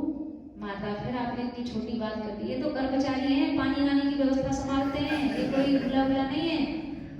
तब तक कुबेर आ गए, तो ये है दूल्हा। अरे माता जी थोड़ी देर धैर्य तो रखिए, ये तो खजांची है, हिसाब किताब देखते हैं कितना आया कितना गया, ये दूल्हा नहीं है। ब्रह्मा जी आए, चतुर्मुख, ये कौन है? अरे ये पुरोहित है दूल्हा सरकार के, यही कराएंगे ब्याह। अरे बाबा फिर तो इनको अच्छी दक्षिणा देंगे, पुरोहित भी इतनी सुंदर सब व्यवस्था आप ही कर रहा है। अब नारद जी समझ गए दूल्हा आने वाला, सटको यहाँ से, अगर यहाँ अब खड़े रहे तो फिर समस्या हो जाएगी। नारद जी ने कहा देखिए भैया वो है ना, इतनी इसमें सब लोग आए हैं, बहुत कुछ परिचित लोग हैं, सबसे मिलना जुलना भी, थोड़ी देर में बस हम यहीं आ रहे हैं। नारद जी ऐसा कह के वहां से सटक गए। अब बारी आई दूल्हा सरकार की। और अनेक अच्छा शंकर जी ने कितनी बुद्धिमानी की कि वृषभ पे उल्टे बैठे, अगर सीधे बैठ गए होते तो सबसे पहले जो दृष्टि पड़ती तो फिर न जाने क्या क्या हो जाता, पर उल्टे बैठे। सबने कहा पहले वृषभ की पूजा करिए। माता मैना ने बढ़िया वृषभ की पूजा की। अच्छा दूल्हा कहाँ है? दूल्हा की पूजा। बोले दूल्हा यही है, बस बैल को उल्टा घुमा दो। ये दूल्हा सरकार सीधे नहीं बैठेंगे, बैल को उल्टा घुमाना पड़ेगा। बैल को उल्टा कर दिया और जो शंकर जी को देखा माता मैना ने, किसकी हिम्मत जो आरती उतार दे, किसकी हिम्मत जो रोली लगा दे, किसकी हिम्मत जो माला धारण करा दे। बिकट वेश रुद्र ही जब देखा, अवलन उरा भयहु बिसेखा। इतना भय लगा और माताओं को वहीं कलश का पूरा जल पटक दिया, वहीं आरती का थाल पटक दिया। भागी भवन बैठी अति त्रासा, दौड़ के भवन में घुस गई। गए महेश जहां जनवासा, दरवाजा बंद कर लिया। ले जाओ इस दूल्हा को, हमें कोई जरूरत नहीं, हमारी तो बेटी कुंवारी रह जाएगी, वही बढ़िया है। और शंकर जी जब जनवासा में पहुंचे, देवताओं ने कहा शंकर जी को अब चले कैलाश, बहुत हंसी करवा दी आपने, बहुत अच्छा स्वागत हो गया, चले, इससे ज्यादा क्या बेइज्जती अपनी करवाएंगे। शंकर जी ने कहा नहीं नहीं, इसमें हंसी अपमान की क्या बात है, हंसी क्या हुई है? अरे आपकी सास ने आपको देखे कलश पटक दिया, आरती का थाल पटक दिया, अभी भी कहते हैं बेइज्जती नहीं है। शंकर जी बोले ये तो देश देश की रीति होती है, यहाँ की रीति ऐसी होगी स्वागत करने की। अरे तो इसमें रीति की कौन सी बात है? कलश से तो मंचन करना चाहिए, आरती उतारनी चाहिए। शंकर जी ने कहा देखो हमारी सासू माँ कितनी समझदार है। हमारे मस्तक पर चमचमाता चंद्रमा देखा होगा तो सोचा होगा ये दीपक क्या दिखाएं, चंद्रमा को दीपक दिखाना तो बहुत छोटी सी बात है। मस्तक से बहती हुई गंगा जल को देखा होगा तो सोचा होगा कि एक कलसा जल दिखा के इनका क्या अपमान करना है, जिसके मस्तक से अनंत ऐसे सहस्रों कलश आपूर्त हो जाते हैं विशुद्ध गंगा जल के द्वारा, उसको एक कलसा जल दिखाना ये तो उसकी बेइज्जती करना है, इसलिए वो पटक दिया।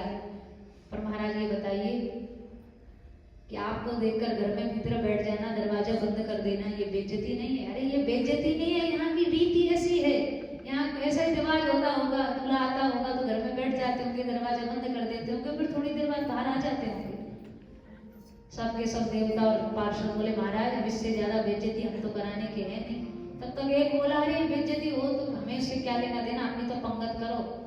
अभी तो सासू ने देखा है दूल्हा को और कहीं पत्नी ने देख लिया तो फिर यहाँ टिकने भी देंगे ये लोग कि नहीं। अब ऐसा है अपना तो भोजन करो, बरातियों का इतना ही काम होता, भोजन करो, नेक दो और चाय। रात भर कौन जागेगा, फेरों में कौन माथा मारेगा, यही होता है आजकल। तो सबके सब देवता बोले आपातकालीन मीटिंग बुलाओ। आपातकालीन मीटिंग बैठाई और कह दिया कि भाई वर पक्ष की ओर से मांग भेजो, दूल्हा वालों की मांग है पहले पंगत होगी बाद में ब्याह होगा। ब्याह हो ना हो हमें कोई भरोसा नहीं, ब्याह करें न करें। अभी तो सास की ऐसी हालत है, पत्नी देखेगी तो क्या होगा, तो ब्याह हो ना हो उसकी कोई गारंटी नहीं है। इसलिए पहले पंगत करो, अपना पेट तो भरे कम से कम, फिर ब्याह हो ना हो हमें क्या लेना देना। सब देवता, अब तो घरातियों में हल्ला मच गया हिमाचल राज की नगरी में, भाई वर पक्ष की ओर से मांग आई है पहले पंगत होगी बाद में ब्याह होगा। बारात सब लोगों ने, घरातियों ने सोचा हमें तो भोजन कराना ही है, आगे कराओ पीछे कराओ, इससे हमें क्या लेना देना, अभी कर लो हमें क्या इससे फर्क पड़ता है। अच्छा राम जी का जब विवाह हुआ है ना तो पंगत बाद में हुई है, ज्योनार बाद में हुई, मीठी मीठी गालियां जनकपुर की स्त्रियों ने गाई। और शंकर जी की बारात में तो आपातकालीन समस्या हो गई और मीटिंग बुला के तत्काल पहले पंगत कराई बाद में विवाह, क्योंकि फिर पेट भरे नहीं भरे इसका कोई भरोसा नहीं, तो पहले पंगत कराई। अब पंगत के लिए जब परोसने के लिए लोग चले, एक व्यक्ति पत्तल लेके आगे गया और कोई मुखहीन विपुल मुख गाओ, देखा कि धड़े धड़ है, मुंह तो है ही नहीं, खाएंगे कहाँ से, वो तो देख के घबरा गया, पत्तल लेके वहीं टक गया। पीछे वाले ने धक्का दिया, चलते नहीं आगे, अरे आगे बढ़ो, आगे पत्तल परोसेंगे। उसने अच्छा तुम ज्यादा समझदार हो, तुम ही आ जाओ आगे। वो जैसे सामने आया बिना धड़का, उसने बिना मुख का धड़ देखा, सिट्टी पिट्टी गुम हो गई जैसे तैसे। अच्छा बिना मुंह से ही आवाज आई परोस दो, देखते जाओ, पत्तल रख दो, तो रोक दिया गया। और आगे बढ़े तो एक शरीर ऐसा जिसमें मुंह ही मुंह चारों तरफ, वो व्यक्ति फिर खड़ा हो गया। पीछे वाले ने कहा अब क्या हुआ, बोले अब गंभीर है मामला, इतने मुंह है समझ में ही नहीं आ रहा कितनी पत्तल रखे इसके सामने, विपुल मुख काहू। गणों ने कहा रख दो जितनी पत्तल है तुम्हारे पास सब रख दो। 10-20-50 पुतल एक साथ अपने साथ रखवा ली। अब जब तक दूध दही खीर रसगुल्ला की बाल्टी लेने जाए तब तक तो सब के सब भूत प्रेतगण तो पत्तल ही चबा गए, सूखी पत्तल ही चबा गए। अब परोसे कहाँ परोसे, मामला गंभीर में गंभीर होता चला गया। अब तो दूध दही के बड़े बड़े जो पात्र रखे हुए थे बढ़िया बढ़िया मिष्ठान्न के पकवान के, उन्हीं में भूत प्रेत लग पड़े, एक ही साथ ही लग पड़े। आप लोगों को कौन परोस सकता है भैया, अपने आप परोसो, अपने आप खाओ। पंगत हो गई, अब विवाह का नंबर आया। देवताओं ने ऋतुगणों ने कहा जाइए नारद जी, सारी लीला भूमिका आप ही की बनाई हुई है, आप ही कहिए मैना जी को, तभी ब्याह होगा, नहीं तो नहीं होगा।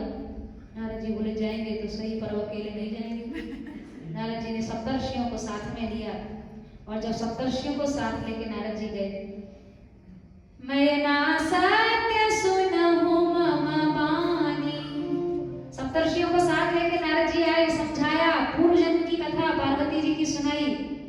जगदम्बा तव सुता भवानी, नारद जी ने कहा हे मैना, तुम मेरी अब सच्ची बात सुन लो।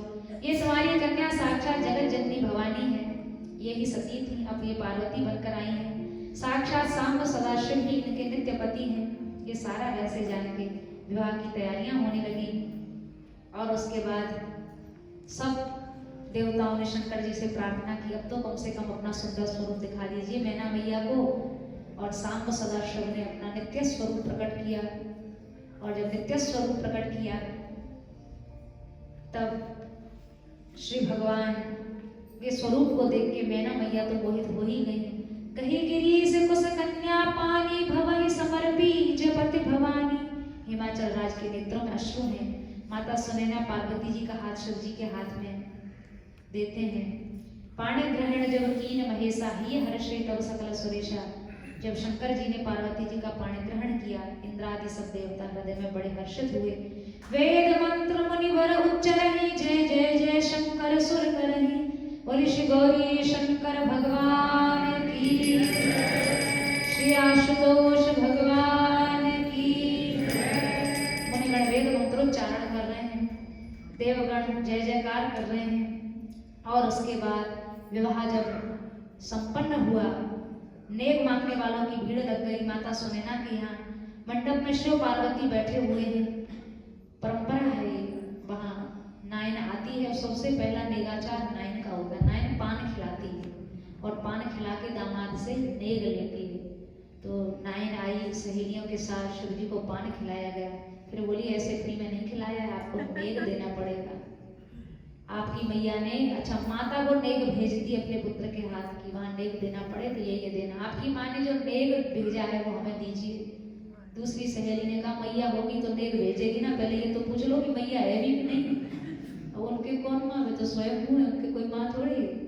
अच्छा कोई बात नहीं, संकोच मत करिए। ऐसा है जो आपने झोली टांगी हुई है, इस झोली में से जो हो नेग हमारा दे दीजिए। तब तक शंकर जी ने कहा हाँ लाओ भाई हमारी झोली लाओ। पार्षदों से झोली ली और झोली से नेग निकाला। शंकर जी ने क्या निकाला? झोली सो निगारो, झोली सो निकारो, एक कारो षटकारो नाग, ऐसो फुफकारो भागी बाप रे बचाइए। एक भयंकर काला विष्णु सर्प निकाला, लो नेग नायन, ये नेग लो तुम्हारा। और वो नेग था कि काल था, तो भागी दौड़ी वहां से बेचारी। मंडप के नीचे समाज सब लगे हसन, भागो मत नायन जू नेग लेके जाइए। अरे भागो मत भाई, आप तो इतने प्यार से नेग मांग रही थी और हमने बड़े स्नेह से नेग दिया, अपना नेगाचार तो कम से कम पूरा कर लीजिए। सबके सब मंडप के नीचे हंस रहे हैं। बेचारी प्राण बचा के भागी है नायन। शंकर जी पार्वती जी कोई और देखकर हंस रहे हैं, पार्वती जी शंकर जी की ओर देखकर मंदस्मित हास्य से उनका सत्कार कर रही हैं। क्योंकि भगवान भूतनाथ विश्वनाथ के दिव्य स्वरूप की बाकी झांकी जैसी जगदम्बिका भवानी कर रही है, ऐसी सबको तो नहीं हो सकती। सबके लिए तो वे अवधूति ही हैं, वो दिगंबर ही हैं, वो अवघड़ दानी तो हैं ही, अब अमंगल वेशधारी हैं। लेकिन भैया वास्तविक जो शिव जी का दिव्य ऐश्वर्य स्वरूप है, जिसका जगदम्बिका दर्शन कर रही हैं, बड़ा हिमाचल राज ने प्रेमाश्रु पूरित नेत्रों से विदाई की है अपनी कन्या की। और पार्वती जी को लेकर साथ में भगवान शंकर कैलाश पर्वत पर आए हैं। और कैलाश पर्वत पर आते ही आप देखेंगे तीनों जगह, शिव पुराण में भी और रामचरितमानस में भी सबसे पहले पार्वती जी के साथ उन्होंने राम कथा का प्रसंग चर्चा की, सत्संग चर्चा की है। ये सब गृहस्थों के लिए सीखने जैसे सिद्धांत हैं। सनातन धर्म की पवित्र परंपरा है विवाह परंपरा, जो आराधना से पवित्र बनती है। गृहस्थ धर्म हो महाराज जनक जैसा, गृहस्थ धर्म हो अम्बरीश जैसा, गृहस्थ धर्म हो शिवजी के जैसा, तो वो गृहस्थ भी धन्या गृहस्थाश्रम धन्याति धन्य हो जाता है, अन्याश्रमों को धारण करने वाला हो जाता है, अत्यंत सराहनीय और प्रशंसनीय हो जाता है। बोले श्री गौरी शंकर भगवान की। शेष प्रसंग की चर्चा, क्योंकि प्रसंग लंबा है, हम लोग शेष चर्चा जो भी होगी वो हम लोग कल करेंगे। और क्योंकि विवाह प्रसंग हुआ है शिव जी का, तो एक विवाह गीत होगा और फिर उसके बाद आरती हम लोग करेंगे।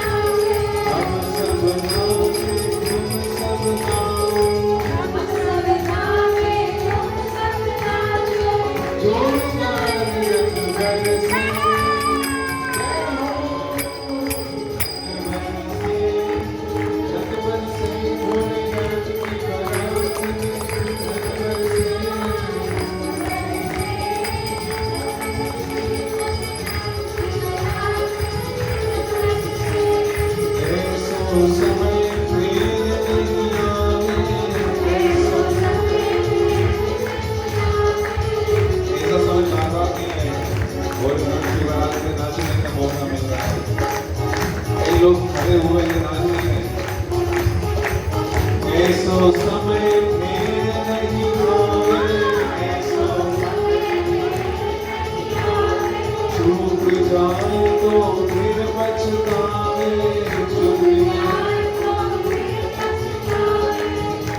पछताना पड़ेगा, जो देखना चाहिए तब तक पछताना पड़ेगा।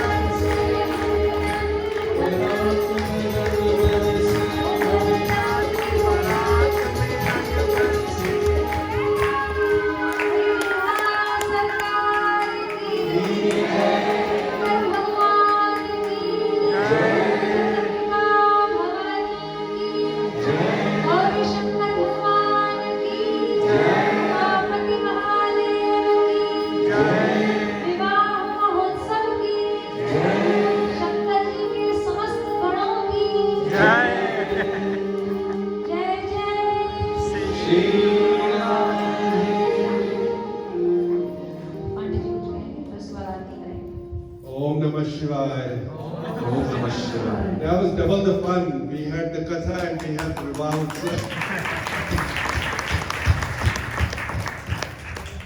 The katha will continue tomorrow from 6 to 8.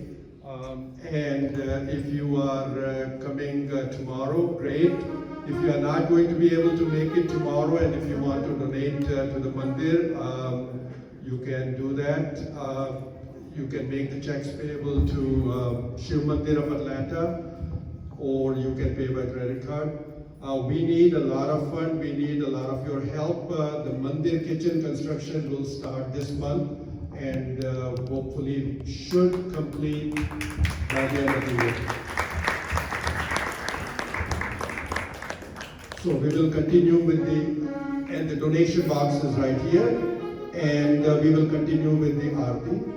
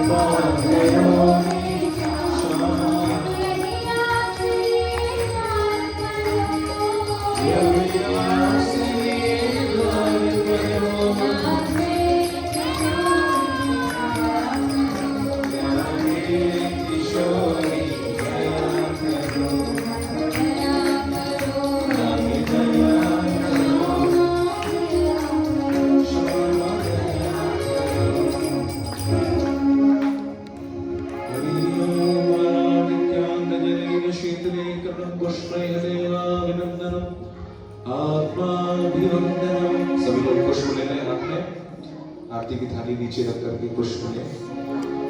नाना सुगंध पुष्पाणि यथा कालो भवानि च पुष्पाञ्जलिर्मया दत्तो गृहाणं परमेश्वर।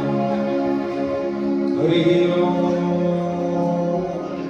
तत्पुरुषाय विद्महे महादेवाय धीमहि तन्नो रुद्रः प्रचोदयात्। समर्पयामि। बोलिए श्री शिव पुराण महोत्सव की जय श्री वेदव्यास भगवान की जय। श्री गौरीशंकर भगवान की जय। श्री राधा माधव हरि लाल की जय। श्री बरसानाथ धाम की जय। श्री श्री बाबा महाराज की जय। जय बरबल धाम की जय। जय ब्रजमंडल धाम की जय। जगत जननी श्री गौ माता की जय। समस्त भक्त वैष्णव वृंद की जय। हरिनाम संकीर्तन की जय। जय जय श्री राधे जय जय श्री राम जय जय Shri Ram.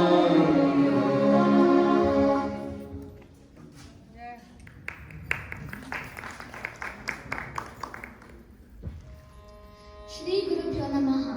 My name is Amita Ramakrishnan and I am the disciple of Shri Shri Rangam Prasanna Venkatesh Saundarajan. I thank Shiv Mandar of Atlanta and Shobha ji for giving me this wonderful opportunity.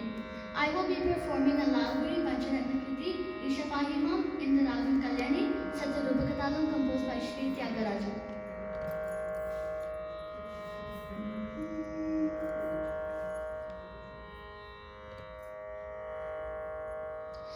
Isha Pahimam,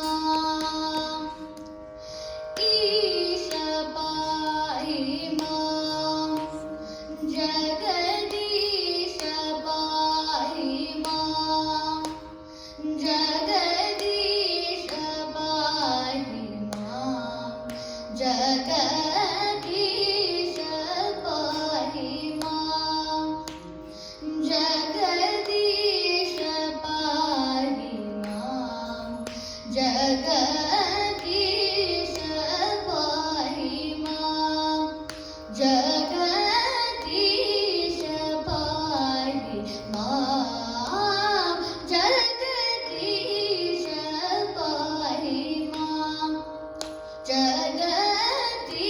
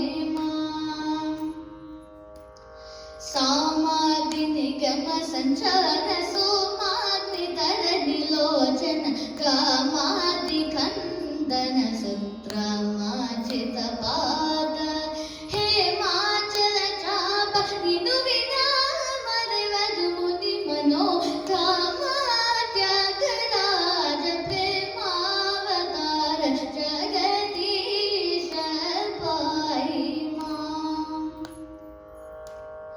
सामाविनिगम संचार सुमार्जितर निलोचन कामादि खंदन सूत्रमाचित पाद हेमाचल चाप दिनुविना मरवधु मुनि मनो काम त्यागराज प्रेमावतार जगदीश पाहि मां। जगदीश पाहि मां। जगदीश पाहि मां। Thank you.